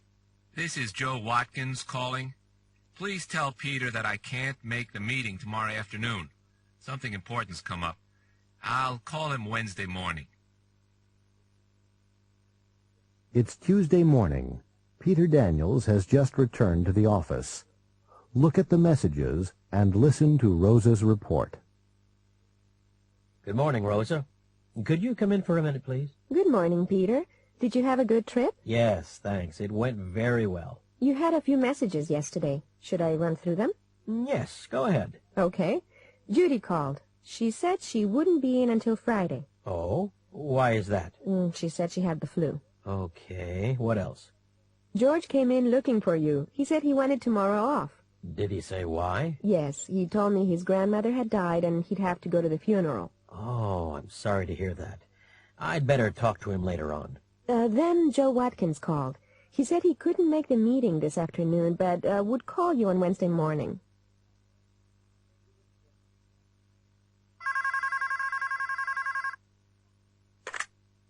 Chris Matthews' office. I'd like to speak to Chris Matthews, please. I'm sorry, she isn't in today. Would you like to leave a message? Sure.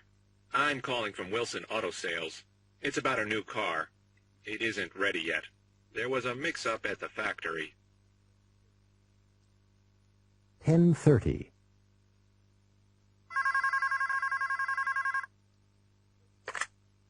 Good morning. Chris Matthews' office. Good morning. This is John North from Janik International. May I speak to Ms. Matthews, please? Ms. Matthews is out of the office today. Would you like to leave a message? Just tell her I called. I'll be out of my office tomorrow, but I'll try to reach her from where I'll be. Okay, Mr. North. And what company did you say you were from? Janik International. That's Jannick International. 1:10.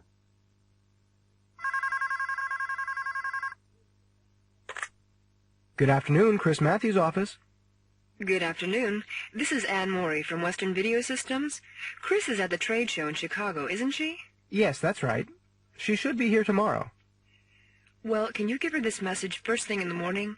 I'm afraid we have to cancel our last order. The customers have changed their minds again. Okay. And could you spell your name for me, please? Sure. That's Ann, A-N-N-E, Morey, M-O-R-I. Thanks. I'll give Chris the message. 3:35.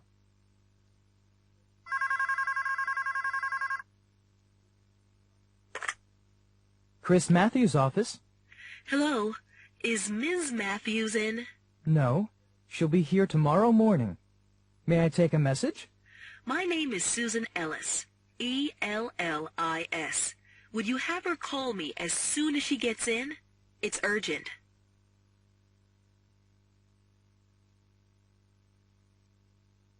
Giving peace a chance. This is 1 Hour, and I'm Barbara Waters. Tonight, an interview with Sandistan's Prime Minister, Simon Prokova, who earlier this week in Davos, Switzerland, signed an historic peace agreement between Sandistan and the new country of Deseret. Good evening, Mr. Prime Minister. Good evening. Mr. Prime Minister, the world is simply amazed and delighted that your country signed this peace agreement. What was the immediate effect of this peace agreement? The first thing was an immediate ceasefire. Have both parties honored the ceasefire? Oh yes, so far. What will happen next? Well, now we have to begin talks to work out the details. Are you going to relocate your citizens who live in the new country of Deseret? That is one of the many things we have to work out. But will they want to be relocated? After all, they have built homes there.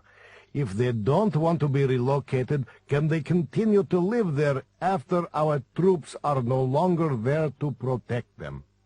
Will the other people who live there be able to govern themselves? That's a good question. I'm sure they want to govern themselves, but I'm not sure that that will be economically possible. Do you think they can get help from other nations? Absolutely.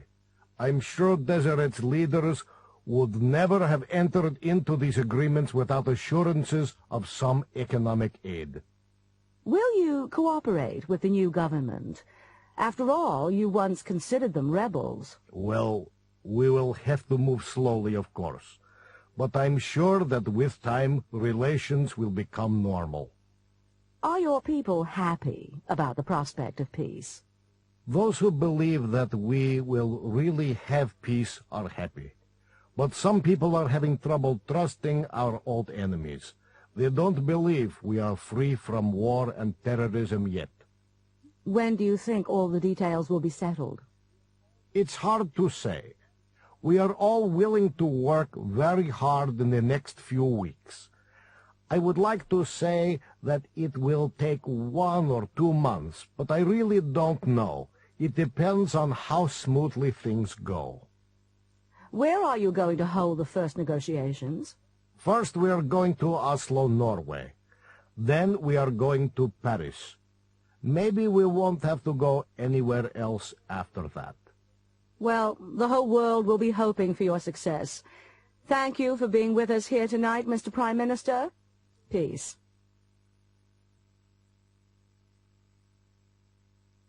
Trust the heart. Melissa sat alone by the empty swimming pool, watching the sun begin to set behind the palm trees into the ocean beyond. She sat as she had done so many times, thinking of that last fight 2 weeks before. She remembered how Don had at first denied being with Teresa, but then, when she had forced him to admit it, how he had apologized and begged her for forgiveness. She frowned a little as she thought of her harsh words, and how Don, the only man she had ever really loved, had broken down and cried like a baby when she had refused to see him again. That was 2 weeks ago, and she had heard nothing from him since. She hadn't wanted to call him. She might want to admit that she had been unfair, or to tell him how much she regretted calling him a liar. She might even say that she hadn't meant to hurt him. Then she would be a liar too. She had meant every word. Suddenly, the sound of footsteps startled her.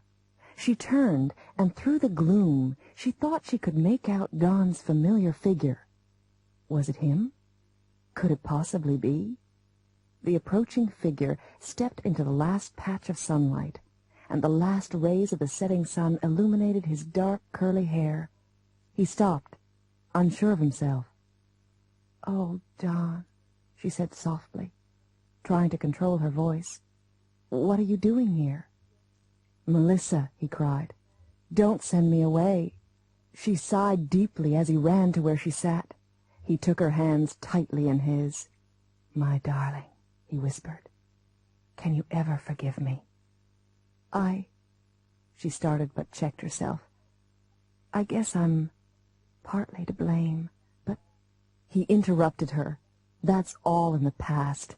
Let's not ever talk about it again, not ever." "Darling, promise me something." "What?" she asked cautiously. "Here, this is for you. Please, please accept it and wear it forever."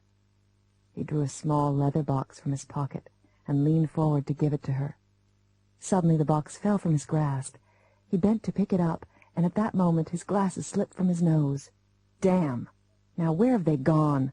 I can't see a thing without them," he explained. Melissa leaned over the arm of her chair to help him. There was a crunch as his foot crushed the glasses. "Oh, no! Now I've stepped on them," he exclaimed. "Why can't I do anything right? Why do I always ruin everything?" Her laughter pealed around the pool.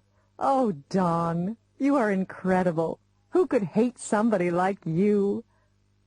"I might even love you. Come here."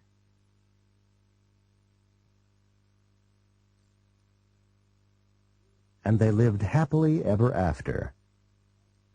Simon and Rachel were married recently at Walt Disney World in Florida. Their wedding was a Disney fairy tale wedding.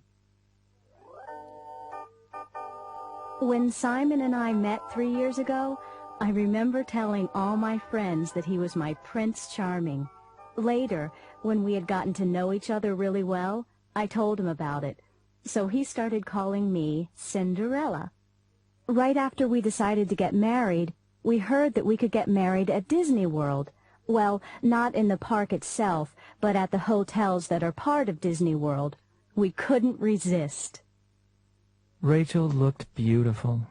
She was wearing a long white satin gown, and she rode to the reception in a glass carriage drawn by 6 magnificent white horses. I was waiting for her outside the hotel, along with 100 guests. The ceremony was lovely.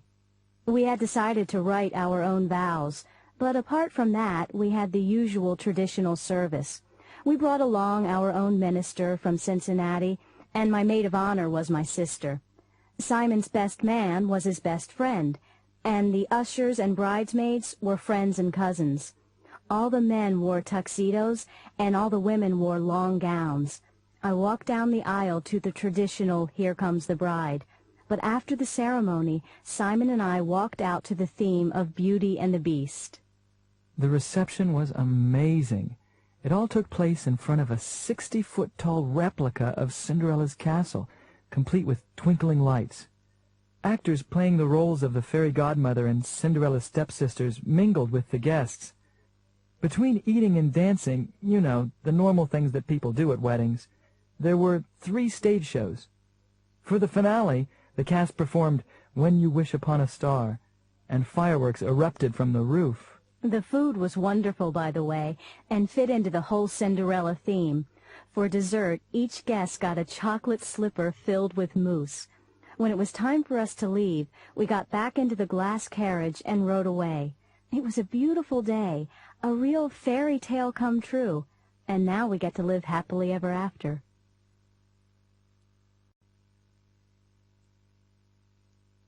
Departures. Yoshiko Kyo has been studying English at a college in California. She'll finish the course at the end of this week.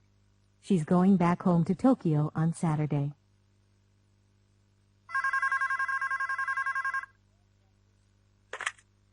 Streamline taxi. I'd like a cab to San Francisco International Airport for Saturday morning, please. Okay. There'll be 3 of us. How much will it be? What's your address? I'm at 128 Cortlandt Avenue. We charge $45 for that trip. $45 each? No, that's all together. What time do you want to leave? Check-in time is 12 noon, but I don't know how long it takes to get there.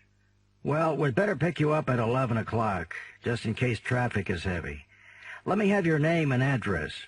Yes, okay. The first name is Yoshiko. That's Y-O-S-H-I-K-O.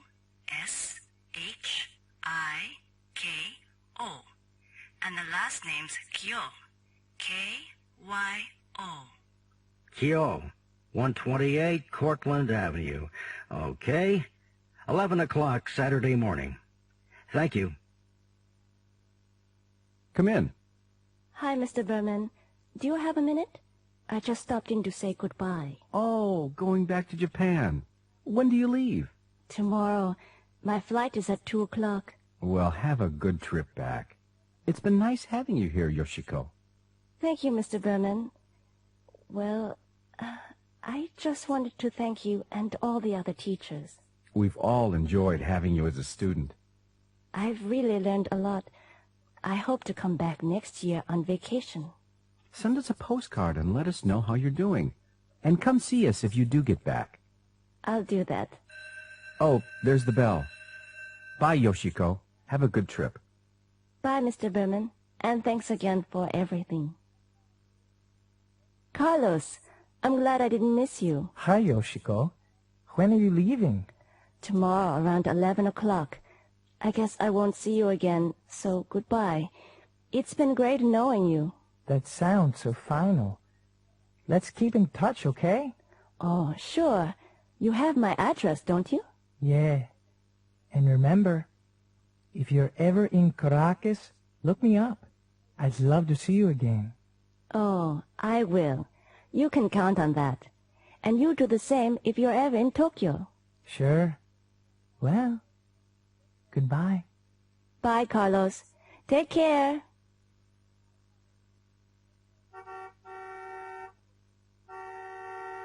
Yoshiko, the taxi's here. Are you ready? Do you have everything? Yes, thank you, Mrs. Simmons. And thank you again. Thank you, Yoshiko, for the pretty plant. Now don't forget to write as soon as you get home, just to let us know that you got there safe and sound. Okay. Or maybe I'll call when the long-distance rates are low.